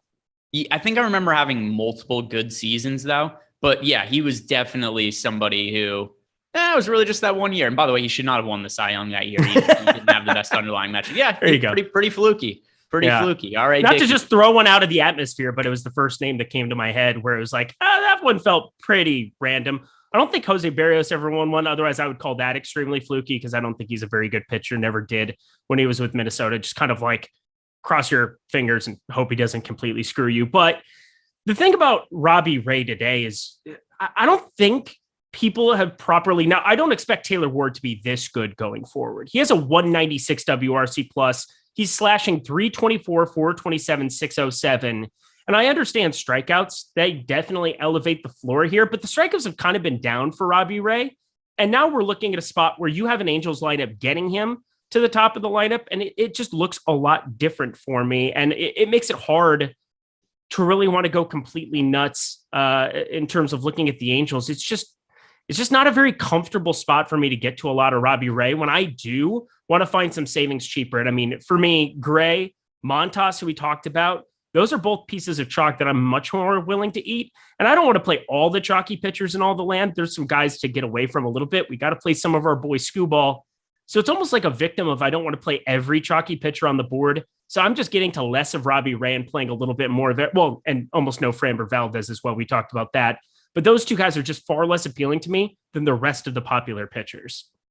Yeah, and I just wanted to bring up Robbie Ray to start because, in general, you break down a baseball slate once and then later in the day, and not too much has really changed from today other than the ownership kind of flip-flopping on Ray and Montas. The two most popular pitchers on DraftKings, the two most popular pitchers on FanDuel. If you had to choose between Ray and Montas, who are similarly priced on both sites, do you have a preference on which you'd rather get to? Yeah, Montas by kind of a landslide. And this is where it's interesting to me. Like you get a Kansas City matchup, which in terms of Ks, you do have three bats in Benintendi, Nicky Lopez, and Whit Merrifield, who really don't strike out. They're all sub 15% strikeout rates, but everybody else over 20%. You get Sal Perez, Bobby Witt further up in the order, Hunter Dozier, MJ Melendez, all 22.5% plus. And the ballpark is exponentially better. The matchup's better in terms of preventing power. He's a guy that is right around a 26% K percentage, doesn't walk guys, limits hard contact. You're pretty much talking about a power team. And I know the Angels have been bad, but they were pretty much bad as soon as Taylor Ward went away. He had one of the most ridiculous starts to a season you've possibly seen. He had a higher WRC plus than Aaron Judge for a month and a half.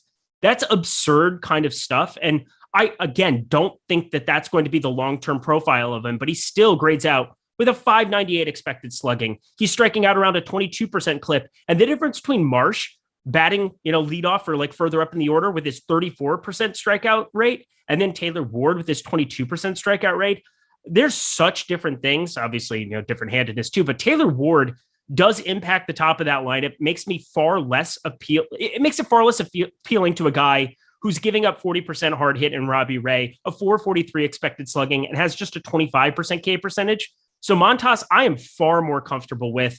I think just the way that it stands right now, I'm going to have more Angels bats because I am vehemently against Robbie Ray being chalky. And I know his ownership's come down a little bit, but it still feels like a spot where people are targeting the Angels because of, they've been bad for so long here and they've been awful. I just don't think Robbie Ray's that good of a pitcher at this stage of his career. We've seen upside in the past. We saw it with Arizona. We saw it obviously last year to quite a ridiculous extent. But give me Frankie Montas even for 9% more ownership. Yeah, I mean, it's not a massive ownership gap. I also get to a little more ownership to Frankie Montas than Robbie Ray. But for me, I think both of them are fine plays. There's obviously risk with Robbie Ray. Gets hit hard. He's going up against a lineup that, while top heavy, does have a lot of power towards that top. There's also a lot of strikeouts to be had. It's a really high variance spot. I think it does make sense to play both sides in GPPs just because I'm pulling up Taylor Ward's numbers right now, and he's been absurd this year, 196 WRC plus. Do you know how many career homers he had entering the season? Ooh, Taylor Ward? Yeah. Let's say like 12. 15 for his entire career. He is 10 through 41 games this year. He's pretty nuts right now. And here's the thing. People can get stronger. People can improve. That kind of improvement is pretty drastic. I don't expect that to be the case long-term, but he's still such an upgrade to the top of the order that it's not even funny. And especially in like the K percentage department, like we're talking 22% as opposed to Marsh at 34%. Pretty much anybody else that they're putting in that spot is going to be substantially worse in terms of strikeouts. So I feel pretty confident in saying that Taylor Ward is a more potent bat to have from the right side up against Robbie Ray. What are we doing? Muting our guy Sean V in the chat. He's just coming out with the hot dude. fire. Sean V here. Oh, sorry, my voice just went to a place I didn't know it could go. Eric got so upset about Sean V that he became pre. Here's the thing. I'm kind of joking around, but I'm kind of pissed off.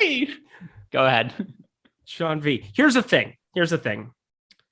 Stupid ass shit is going to get timed out. When you say something like, I don't know, here we go for the people who didn't read it. The Yankees might end up 3-2. Stripling hasn't allowed a run in his last 14 innings, and Command has been really on point, yada, yada, yada. Here's the thing. I did a video segment, talked about it, PrizePicks videos for today, talking about Judge Stanton. They should not be paired together, even against Ross Stripling. He's at a 0.6 home run per 9 here through 43 innings. I believe that's off the top of my head. I don't have it clicked on the page, but 43 innings pitched. Over 100 inning sample size last season, over 2 home runs per 9. The fact that you're talking about his command of late when he's facing a Yankees offense that's different than, I don't know, he faced all of the AL Central for the last however long. I feel like I'm taking crazy pills here. Look at this. Ross Stripling, his last 3 matchups, Sean V. Detroit, I'm going to look good pitching against Detroit. Kansas City and the White Sox. Oh, and the Angels back-to-back times without Taylor Ward in the lineup. So just saying, maybe slow your roll, bro. Listen.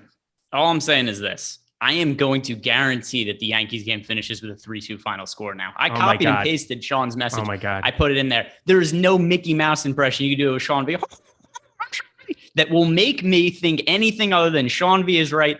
Eric, you're wrong. Sean V back in the chat. Eric, banned from the show. Sean V is my new co-host. How do you feel about that?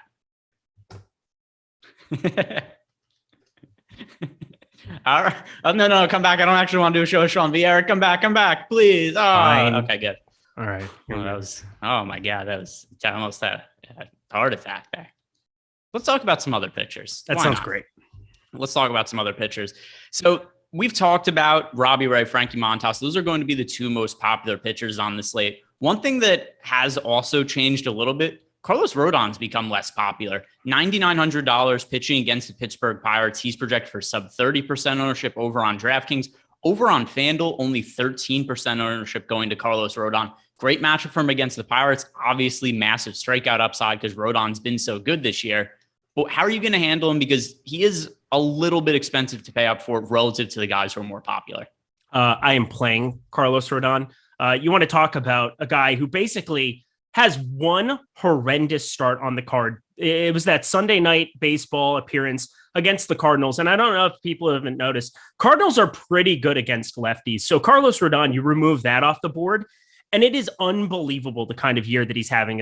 Nearly a 31% K percentage. He's walking guys at a little bit too high of a clip from time to time, but against these Pirates, he can kind of attack them. You have Brian Hayes at the top of the order, Brian Reynolds. After that, it turns into a mismatch of just epic proportions. So I'm looking at Carlos Rodon being my highest owned pitcher on DK today. I feel pretty confident in saying that that's going to be the case as I finish up all my lineups here. There's just a ridiculous amount of sentiment that Carlos Rodon somehow wouldn't be more popular than I don't know, Framber Valdez, who's gaining about the exact same ownership. That seems so incorrect to me. There aren't even words for it. Now, I understand he's expensive. You bring that up, but we have 12 teams to kind of navigate, 12 games, 24 teams to kind of be navigating on this slate. Plenty of opportunities and ways to make Rodon work. So I'm just going to do it. Yeah. And by the way, we just got the Pirates lineup that came out a few minutes ago as we were starting the show. And it's a lot at the top of the lineup. You know, you've got Reynolds, you've got Brian Hayes, who are decent hitters. Oh my God, does it suck once you get to the middle of that lineup? After you get past Fat Dan Vogelbach, and by the way, he doesn't hit lefties all that well. Then it's Diego Castillo, Soswinski, Chang, Mitchell, Heineman at catcher. It's a lot of replacement level players. It's a pretty garbage layout. So I think that we should for sure be overweight to the field on Carlos Rodon. I'm going to agree with you on that point as well. But we've talked about the chalky pitchers now at the high end. Who are the contrarian guys you like to differentiate your lineups if you're paying up a pitcher? Well, am I going to be getting contrarian with it, pitcher?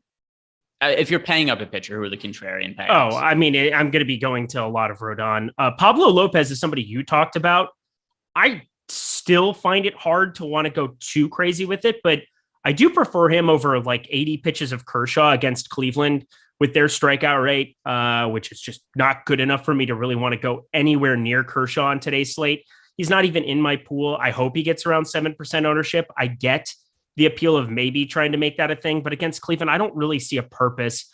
I'm still going to roster a little bit of Mackenzie Gore at 9,200. I know that you were vehemently against that. And then Lucas Giolito, he's got a 5 strikeout prop on PrizePicks. I just took the bait. I get it. Houston is a terrible matchup. There's no doubt that I want to get to the other side of that game quite a bit.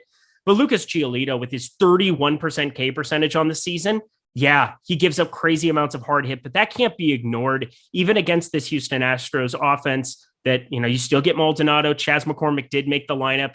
Aledmys Diaz is sitting around 19.5. That's worse than Pena, who was up there in terms of Ks, even though he's a better bat.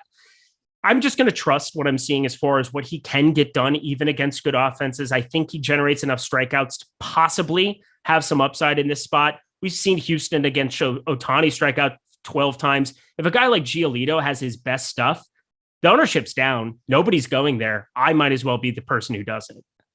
Yeah, I think that all makes sense as well. I know in my builds right now, I have Lucas Giolito well overweight to the field, and it doesn't take much to get overweight to Lucas Giolito. I'm just rerunning my lineups for the latest lineups that we got that came in, and it looks like I have just under 10% of Giolito, and also the other guy who I like a little bit as a contrarian option I was mentioning before, Pablo Lopez. I also get to about 5% of him, which is, once again, well overweight to the field. So if you're playing some chalkier lineups, I think these are guys you could use to differentiate, where if you look at an offense, like let's say you want to play the Padres, who are projected for all of the ownership on FanDuel and DraftKings, 25% on right around 25% on both sites.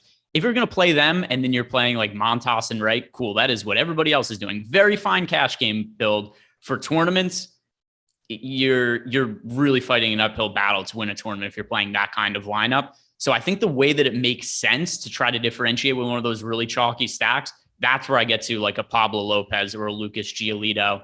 And that's where I really think is the utility for them. But when you're getting overweight to a guy like Giolito, I know Lopez is a me guy, not a you guy, but how much Giolito are you comfortable with? I have 15% right now, and I'm going to take it a tiny tick up. Part of what I'm trying to do is figure out, if I'm not going to be going up to the top tier, how much Daniel Lynch do I actually want to play? This is a guy I feel like I've been playing lots of. We had Zach Greinke projected earlier. It ends up being Daniel Lynch that's going to be pitching for Kansas City. It's such a good matchup going up against Oakland. Anytime anybody's going to face Oakland, you feel like you're going to have some interest there. And Daniel Lynch at least has the prospect. I mean, he was the 34th pick back in 2018. He was a guy that had a plus fastball. I don't really see that so much, but he's super cheap. And we're starting to see some spots where he's navigating decently enough. Baltimore, he could have gotten out of that one unscathed, had the 7 strikeouts and got into some problems there towards the end. Gives up a lot of contact, but if you're going to roster a guy like this who has some strikeout upside, I think going forward above this 20% number he's at, you want to do it against a bad offense and a great ballpark. And that's kind of what you're running into. A lot of his outings, 90 degrees in Kansas City, a lot of problems that he's running into with some of these contact numbers. But I'm trying to figure out what to do with him. I don't want to go overboard considering I love John Gray at the bottom, but if I can make a path for more of him, I'll get to some more guys in that 9K range that aren't just Rodon. And then something else that happens pretty frequently for me on slates of this size, it's just not difficult to pay up for pitching. So early in the day, I was like, oh, well, I want to jam John Gray. And I'm a little bit overweight to John Gray. I thought earlier I'd be way overweight to him. But ultimately, you just get these lineups that come out, and there's players that are so cheap that end up hitting in the middle of the order that it's just not that hard to pay up for pitching. And that's why I don't have too many cheap pitchers that make it into my lineups. Like, I don't think Daniel Lynch is necessary by any means today. We'll talk more about those cheap pitchers in a second. But first, if you guys want to get access to all of the Stokastic. Hey. Yeah, I was like, where do the K's and where do the T's go? If you guys want access to all of the great Stokastic tools, you could sign up for them for nearly every single DFS sport out there with a Stokastic Plus Platinum Pass. If you guys are signing up for the first time, you could get 50% off on your first month if you use the promo code MLB Live. That's all caps, all one word. Stop guessing, start winning. Join Stokastic Plus today. Fumbled a little bit right there doing you got it across the goal line before you fumbled, so it's still a touchdown. Yeah, it helps that the defense was nowhere in sight, or it was a little. I mean, like Daniel Jones falls on Monday Night Football going to the end zone. Everyone makes fun of him, but at the same time, too, it's like, come on, it was a 60-yard run. It's a plus. It's still a plus play. I don't think it was hilarious. I remember where I was when that play happened. I was getting ready to play a golf tournament the next day, and I just was like, because he was at home in New York against Tampa Bay, right? It was Tampa Bay, and we were just watching the game, and I was like, oh, he busted it loose, and I had like 90% Daniel Jones in the captain spot or something, and he fell down, and I was like, that would happen to me. That absolutely would happen. Yeah, whatever. But once again, positive play, right? And by the way, I believe it was against the Eagles, if I'm not mistaken. But, it might have been the Eagles. I thought it was Tampa Bay for some reason. No. Tampa Bay was his first career start where he crushed. Okay. Yeah, that's actually, dude. This is he had like 3 QB1 performances in the course of like 10 weeks his rookie year. Yep, and he sucked every single other game that ever happened his entire career. Yes, he has. Sure has. Yeah, but hey, there were some good times when it came to Daniel Jones. But for right now, we've got some cheaper pitchers to talk about. And you mentioned John Gray. I like John Gray as well. If I could only roster one cheap pitcher on the slate, I would gravitate towards John Gray. 22% owned. I think that is a number to be overweight to. Really positive matchup against the Detroit Tigers. Against right-handed pitching, the Tigers don't hit him at all. They strike out a whole bunch. And John Gray is oddly priced at just $6,900. He has been incredibly inconsistent this year. But when he's on, we've seen all the upside from him. Even on FanDuel, he's more expensive at $8,600. I still think he's worth exposure to $8,600. How are you going to approach John Gray tonight? I have so much of him as well. He's my second highest owned pitcher behind Rodon. I've got him and Montas and Rodon. I'm well over the field on all three of those right now. By 10, 15% at least. 65 WRC plus with a 0.097 ISO versus right-handed pitching and a 25% K percentage that puts them right at 5th worst against right-handed pitching. Everything just sets up really, really well for John Gray here. The only reason that I can think to not play him is, hey, it's baseball and it's hot outside and he could give up some contact. But if you're going to play any team in this kind of a game environment with the wind blowing out, and with the heat that's going on there, you would prefer for it to be Detroit. And there's just such bad power metrics on this team. Under a 100 ISO is unheard of, like absolutely disgraceful for the Major League era. That's like AAA shit. So I'm looking at Detroit as the most targetable team versus righties going forward. Even against lefties, you're not going to be completely opposed to it, but definitely against righties, John Gray, there's no way with his K percentage, with everything going his direction. It's a broken tag and nobody can tell you otherwise. Yeah, I mean, that's the FanDuel one I think is pretty accurate, but I still like him at that price point. And I think that is a distinction we should make. Talking about DraftKings where he's crazy underpriced at $6,900, the $8,600 price tag on FanDuel, I still think it's playable, but do you? Yeah, absolutely. Why nothing's changed. He's still under 9K. He gives you a different lineup construction. You look at all the guys you want to play over on DK. People are going to go up to Robbie Ray at 9,200. Below him, there's really nobody that's all that appealing. I mean, I would have a pretty condensed player pool if I played more. I built hand built out some lineups for FanDuel purposes to make sure I could talk about it.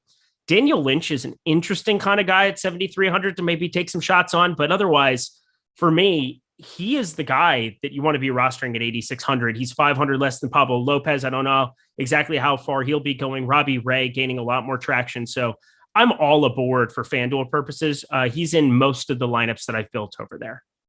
Yeah, I think that totally makes sense. And also because of where his price point is at on FanDuel, not picking up all that much ownership, only 7% for John Gray over on FanDuel. But talking about the rest of the cheap starting pitchers on the slate, I know you mentioned Daniel Lynch, although I assume he's not going to be a key part of your lineups in any real way. But are there any other cheap pitching options that you really do like for today, whether it's because you think they're underpriced or you just think they're a good contrarian option? So I've been going back and forth with this Daniel Lynch exposure. I feel like I've been trying to make him a thing all season long, and now all of a sudden he's kind of chalky on the bottom end, and that's difficult. Tariq Skubal, he's our boy. There's like a mandatory 15 to 20% every slate at least that you have to be allocating to Tariq Skubal because, you just rack up a zillion strikeouts against anybody, let alone Texas. But as far as these very, very bottom end guys, I have a pretty tight, I would consider it a pretty tight player pool at pitcher. I've removed some of what I think is just difficult to achieve upside. Like Carlos Carrasco was a guy that I just kind of accepted that Miami going forward, they're just going to be good against right-handed pitching. 113 WRC plus, 22% K percentage, and a 169 ISO. That's enough for me to not really try to go to any shares of Carrasco. I'm not really trying to make Kershaw a thing today. He's out of the pool just for pitch count constrictions. Adam Wainwright, I had thought about against Boston, but they're not gaining that much traction. So I don't really feel him to be like a necessary piece to have to try to make a thing. I don't really find all that much else appealing on the board. You can always say, hey, nobody's going there, positive leverage. But I think there's so much upside in the likes of Montas, Gray, Rodon. Sure, Ray has upside, even if I'm going to be shorter on him, no doubt about it. Skewball, there's so many high upside arms that I'm just trying to get rid of some of the scraps at the bottom that I think would otherwise take up serviceable lineup spots. Yep, I think we see it the same way. And then just to reiterate a point I had made earlier, there's so many cheap hitters to roster that it's easy to find the extra space to pay up at pitcher. So it's really not hard to get to, even like a Montas or a Robbie Ray, if you're already sitting on, say, John Gray, although I really like John Gray, but let's say you built a lineup that even had Daniel Lynch. If you're really looking to save a lot of salary, well, I don't know. I'd rather plug in a $2,200 bat as opposed to a $3,600 bat and then just use that space to pay up for somebody like Montas from a Daniel Lynch. So I don't find it to be all that necessary to go all the way down, but I think we can move on from pitcher unless you have any other pitcher talking points you want to bring up. I really don't. I think we've pretty much, this is kind of what you want to be doing. You want to be playing those high upside arms. It's a clear spot where I'm just going to be jamming a lot of Rodon, a lot of Montas, a lot of, you don't want to play every guy who's chalky. So the two that I'm just fading and nervous about, if Framber Valdez, for whatever reason, can accelerate that 20% K percentage against the White Sox, I'm going to be in trouble. Robbie Ray, same thing. But I'm just so secure with the pitching pool that I have that I don't find them to be as necessary on this slate. Yeah, and I don't have exposure to Framber Valdez either. I don't care, though. It's a sub 20% K rate. Overall, he's a very steady pitcher, but there isn't a ton of upside. So I'm cool with the fact that I don't have a lot of him. If that comes back to bite me, so be it. I've hardly ever rostered Framber Valdez over the last few years. Not going to start on this slate where I think there's a lot of good pitching options. So let's jump on over to the bats. But before we do, let's make a stop over at OddsShopper, sponsoring today's show. OddsShopper, free to use, takes just a few seconds to find your favorite bets for a number of sports out there. And not only do we have baseball bets over on OddsShopper, we just added a bunch of stuff to that today as well. A bunch of different props from different books. We also added something we compare bets from Pinnacle, which is considered the best line maker of any book out there. So if you want to use that, that's also a fair way, in addition to our projections, just kind of look at the bets and then see what is something that rates out as being a positive ROI bet relative to the Pinnacle lines, which have lower VIG than anywhere else in the industry. But is there anything you see from a betting standpoint? And Eric, it could be PrizePicks, it could be any other book out there of OddsShopper that you like to see as a good bet today. Yeah, I've talked about a little bit of the PrizePicks stuff. I'm in California, obviously, and I think that is pretty well known at this point that you don't have sports betting out here. So I have to look at ways to be able to play some of the prop games over at PrizePicks and try to smash over there on a day-to-day basis. I think the clear-cut one for me was Lucas Giolito at 5 strikeouts. He's now back up to 5.5 over there. So that's a bummer if you weren't able to get on that a little bit earlier. I thought that just made a lot of sense. Even against Houston, I think that there's massive upside there. And the projection, I think, was proven by OddsShopper a little bit earlier in the day to just be way off. So when that was at 5, that was an auto play for me. I like shorting the 7 strikeouts for Robbie Ray, but it's more of a stay away now at 7, which just kind of feels maybe about appropriate. But for me, it's more having to do with the contact and the ability that the top of the order in the Angels lineup can really get to Ray, that I don't want to roster him from a DFS purpose. But these total home runs are so much fun. And I will say, I think that there's quite a bit of viability to going to Judge, Stanton, LeMahieu. That is the trio of guys that I'm looking at from a home run perspective, not necessarily as bets, but when you do some cross-referencing between sports books and PrizePicks, you're looking at Judge being around plus 185, Stanton being around plus 240. And I just look at the 2021 numbers for a guy like Ross Stripling, and it's markedly different than what we've seen so far this season. He hasn't necessarily had that tough of matchups. I brought that up earlier to counteract all that Sean V talk that I was getting. But 0.63 home runs per 9 would be great this year. 2.04 is what you had in a much larger 101.1 inning sample size last season. 101 and a third, forgive me. But yeah, massive amounts of powers he was giving up before. So I think that trio, I like pairing it with the 1.5 total bases from Aaron Judge. He's leading off, more at bats, fire it up. Yeah, I think that all makes sense. Here is my favorite bet of the day.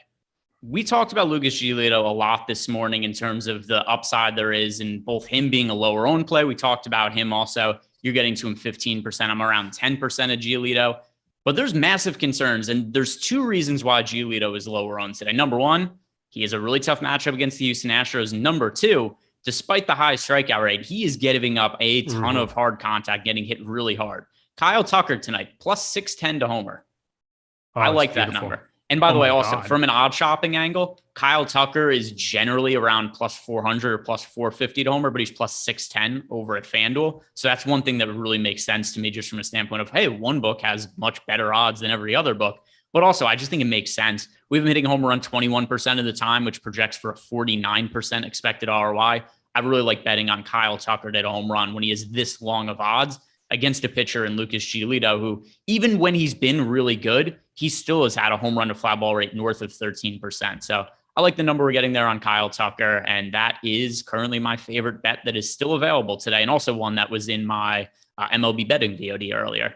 Dude, let's head on over. That is a sexy number, by the way. Kyle Tucker's like my favorite hitter in baseball. For people who don't know, I'm absolutely going to play some Kyle Tucker, but I'm absolutely going to have on the other side a little bit of Giolito. So I see it both ways. That's such a good number. Plus 610 for him is absurd.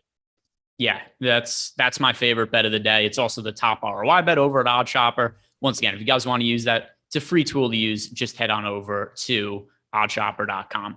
All right, let's hit on some of the stacks now. We recapped all the pitchers that we like for today. And when we're talking about offenses, we have to start by mentioning the San Diego Padres. By the way, guys, Top Stacks tool, free to use today. So go check that out and get all the data for free. But San Diego Padres, the number one team with the highest projected top stack odds over on DraftKings at 21%, but that does come with 25% projected ownership. Over on FanDuel, 23.3% projected ownership, 23.1% top stack odds. This team is really popular, but it kind of looks like it's warranted. So what are you going to do with them in tournaments?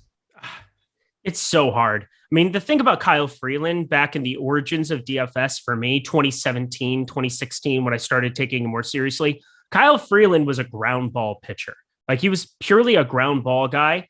And now we're seeing that thing start to rise to like 7.4 degree average launch angle, 11.4, 14.2 is his average this season in terms of launch angle. And it's kind of all systems go. You look at some of the home run props over at OddsShopper for some of these Padres, which if you go to betting resources, you go to MLB odds and you're able to see them directly on the screen. You are seeing like Luke Voit at like plus 175. You're seeing a Machado. You're seeing a lot of these guys, just ridiculous amounts of expected power in this spot. It's hard to full fade and get away from the San Diego team today. It's unfair. I said this morning, it was unfair that they got to play in Wrigley with the wind at their back, and now they get to face Kyle Freeland in Coors. Just expect offense. We just hope that we can be a little bit shorter on this team, find some interesting ways to match them up. I mean, I'm not going to play Sergio Alcantara there in the 9 hole at 2K. That's just not going to happen. As a car, I'm really not going to get to a lot of him at 2,100. So I'll let 22 and 18% of the field have him. But I'm going to have a little bit of this team. I just can't possibly get up to 35% Machado on a 12-game slate or 36% Luke Voit on a 12-game slate. So here's how you approach this team. I think you mix, if you're stacking the Padres, which once again, the top stack odds are so high, and as is the ownership, but I still think they warrant having some sort of exposure to, because their top stack odds are nearly triple any other team on the slate today. Here's what you do. I think you want to mix and match some players from the bottom end of the lineup. So you're not only playing the most popular teams, the most popular hitters from the team. And then you also have to mix in one or two contrarian pitching options with them. Because like I said before, when we're going over pitchers, if you stack the Padres and then you roster them with Frankie Montas and Robbie Ray, that's your optimal lineup for today. For cash games, that is what is going to project the best. Yeah. For tournaments, you could play that lineup. The Padres could score 15 runs. Both the pitchers could go off. You might not even min cash, because that is what a lot of people are playing. So if you're going to play the Padres and want to give yourself a realistic path to win a tournament today, I think this is where you mix in, a Lucas Giolito, a Pablo Lopez, just a different look at pitcher, so you at least have a lineup that other people aren't on as much. Does that all register with you? Is that where you're at with them also? I mean, yeah, I would be bad at DFS if I didn't. Like that. That's fantastic. I mean, that's what you're doing today. You don't want to play super chalk with super chalk. And I guess there are paths too. You got to talk about like your secondary stack or what you're going to be doing with your 5-2-1s, your 5-3s for DraftKings purposes. You got to find some low-owned teams for that secondary stack if you're going to play San Diego. You just have to do it. You got to find teams like Arizona that are completely unowned, but I could come up with some reasons that Smeltzer might regress. I could get to a team like St. Louis, which I guess is popular, but has some back end of the guys in the outfield, whether it's like Dylan Carlson, Harrison Bader, that I think are in decent enough spots. You got to find unique ways to piece together those other parts of the lineup to lower some of that ownership, because every single batter 1 through 9 for San Diego is crazy owned, and they probably should be. Yep, it's a good spot for them against Kyle Freeland. They're at Coors Field. The wind is also blowing out there. The run total is 1 million. The team total is like 7 runs for the game. They're expected to score a whole bunch. The most likely scenario is the Padres score a whole bunch of runs, and it's really hard to win tournaments if you roster them today, and hard if you fade them as well. But I'm trying to find some ways to be different with them. There's only 2 teams today that rate out as being fairly negatively leveraged. One is the San Diego Padres. The other is the Philadelphia Phillies against the Washington Nationals and Paulo Espino. Honestly, if you're playing any stack that isn't the Padres or the Phillies, you're somewhat contrarian today, because these are the 2 teams that people are really gravitating towards. So when it comes to the Philadelphia Phillies against Espino, once again, not quite the same ownership that the Padres are picking up, but they're still negatively leveraged. So how are you going to approach rostering Phillies bats in tournaments? Well, there's no Bryce Harper, so that helps a little bit. That is a massive upside guy. Said it earlier today as well. That lineup could come out wonky. You could have some guys sitting, and Bryce Harper is the chosen one to have a seat. But what it also does is the back half of this lineup, you have some cheapies. And I talked about some of the power profiles for guys like Azakar and Alcantara for the back end of the San Diego lineup. I think the back half of this lineup, I would argue, is a little bit better for what we could expect. Matt Vierling, the guy is super, super fast. He's shown a little bit of pop. 381 expected slugging isn't good by any means. That's well below average, but it's still serviceable considering you're getting him at a massive discount down there. And then Yairo Munoz, I don't really know what to make of him, but he's 2K flat, and there's enough speed between him, Stott, some of these other guys that are in the lineup for this nightcap. I think you can piece together some of those back half hitters better and easier than what you can the crazy popularity going towards these San Diego guys. So I kind of am preferring getting to a little bit of Philadelphia over them if you're just like building out for a single entry type or a 3 max. But I'm still going to be shying away from both of them in terms of where they're currently at in terms of stack score. Like, they're incredible. There's no question. I'm not arguing that. But if they fail, you get the entire board. And I'm going to take the entire board with 20 other teams. Or 22. I think that makes sense. And once again, if you play anybody else, you're playing a contrarian stack. In fact, I think in single entry today, I would assume it's going to be something like 50% of the field plays the Padres, 35% of the field plays the Phillies, and then just everybody else is going to be fairly unowned. So there are other teams to get to. But I want to know, if you were playing one lineup today. I knew you were going to ask. I was going to ask you the same thing. I wanted to know your answer to it. All right. Well, I'm hosting, so I get to captain this ship. God, right? You could have asked me this morning when you were on your end, but now it's my turn. I'm going to give you the answer mine afterwards. Okay. You're playing one lineup today. You're just picking one team to stack. Who are you going with? And I think it's the same answer as mine. Minnesota Twins. It is the Minnesota Twins for me as well. This is the team that I am riding or dying with. Probably going to die. It's my own hometown team. But I've been waiting for an opportunity to roster this team at some suppressed ownership. And oh boy, do we have that today. And oh boy, do I not like Madison Bumgarner. I think that has been very clear throughout this season. He has regressed in a major way from the postseason folk hero that you had in San Francisco. And it's been kind of a steady decline. He found bits of form earlier on, but still a 16.4% strikeout rate. That sure isn't it. Giving up crazy hard contact. Has he really given up? I think it was like 7 home runs in his last 4 games or something to that extent. Let me double check here, because I was going through some of that because I wanted to piece together my single entry team pretty early on in the day. And you have just bright red for a lot of these hitters from the Minnesota side. And I would say part of that is the division that they're in. I think long-term you get the White Sox bullpen, you get the Detroit Tigers. Their bullpen's been a little bit better, but their starting pitching is atrocious. And Kansas City, top to bottom, just pure atrocities. You look at the Minnesota Twins, everybody, even Luis Uraz, who I do not think of as a power hitter, 29% hard hit percentage, still has a 455 expected slugging with a 312 expected batting average. So you're getting Larnach, even at the bottom of this order with crazy pop, Correa, Sanchez, Kepler, Buxton, Jose Miranda for some salary savings. Celestino, don't really like him as much, but he's decent enough where I don't think you completely remove him from the pool. I like Minnesota so much, and if they fail, they fail, but I think this is by far the best positive leverage you can get on this slate. Yeah, so there's two teams I was contemplating. One of them was the Minnesota Twins. That's ultimately what I went with in my single entry lineup.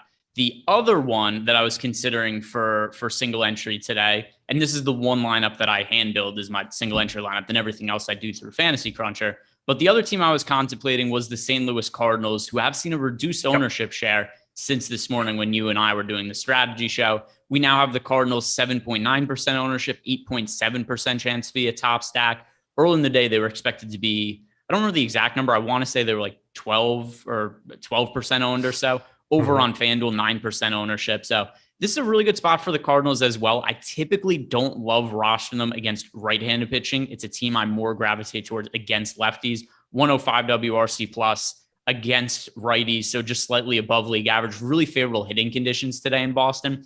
Ultimately, I think those are the two top stacks to go to relative to ownership. I just gravitated towards Arizona a little bit because number one, or a little bit more towards the Twins against Arizona because they're a little bit lower owned. And I just think Madison Bumgarner is really headed towards regression. And people generally haven't liked stacking against him much as of late because he has pitched better this year than last year. I just don't buy it continues. But I know you were really high on the Cardinals this morning. Are you still high on the Cardinals? I still love them. I was going to roster them early anyway. There's three things that really factor into the reason that I love the Cardinals today. Number one, they have Donovan and they have Gorman now. I expect their splits long-term to go way up against right-handed pitching.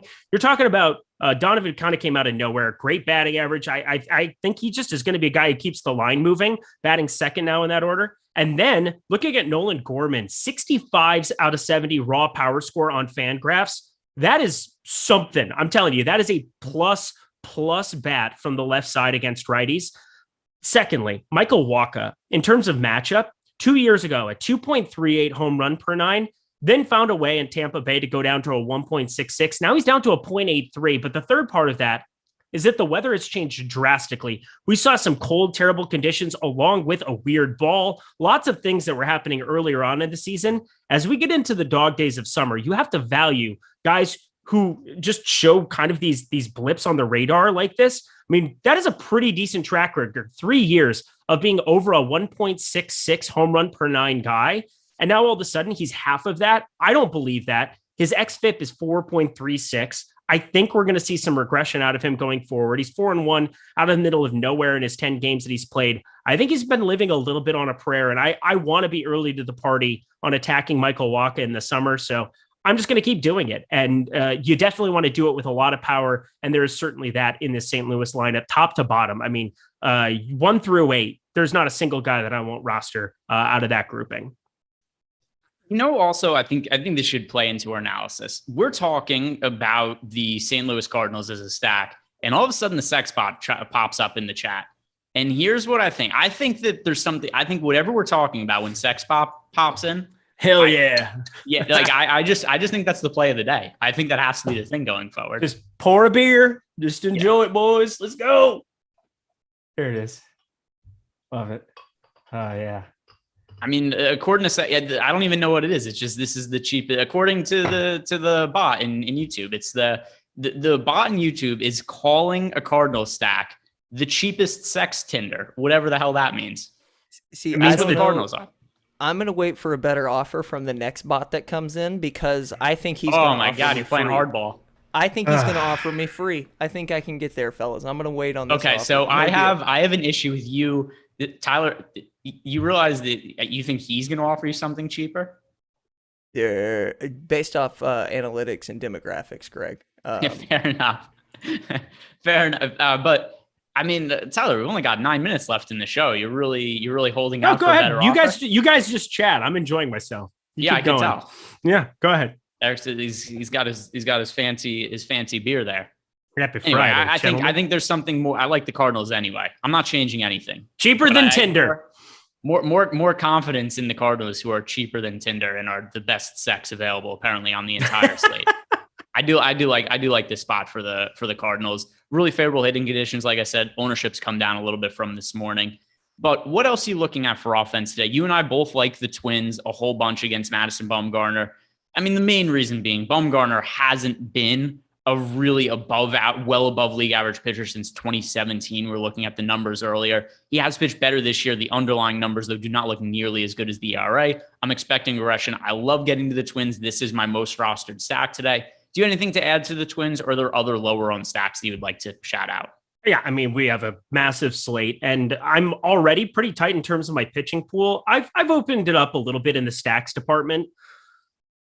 Oh boy, here we go. New York Yankees season, guys. I have tons of New York Yankees again today, and I've brought up all the reasons that Ross Stripling, all the reasons that Sean V is wrong, and I'm sure on Sunday he's going to be like, hey, Eric, remember that time I told you the Yankees weren't going to do good because of Ross Stripling, and then they did good, and they ended 3-2? Yeah, that's probably going to happen now. Wrong guy you're doing an impression of, but go ahead. What? Sean V? What? No, just keep going. Oh, I wasn't doing an impression of anybody other than 3-2. I thought you were doing an impression of somebody else we work with. Oh, no, I wasn't. 3-2. New York Yankees, 3-2. I'm like, no. We're rostering some Yankees. It's time to fire it up.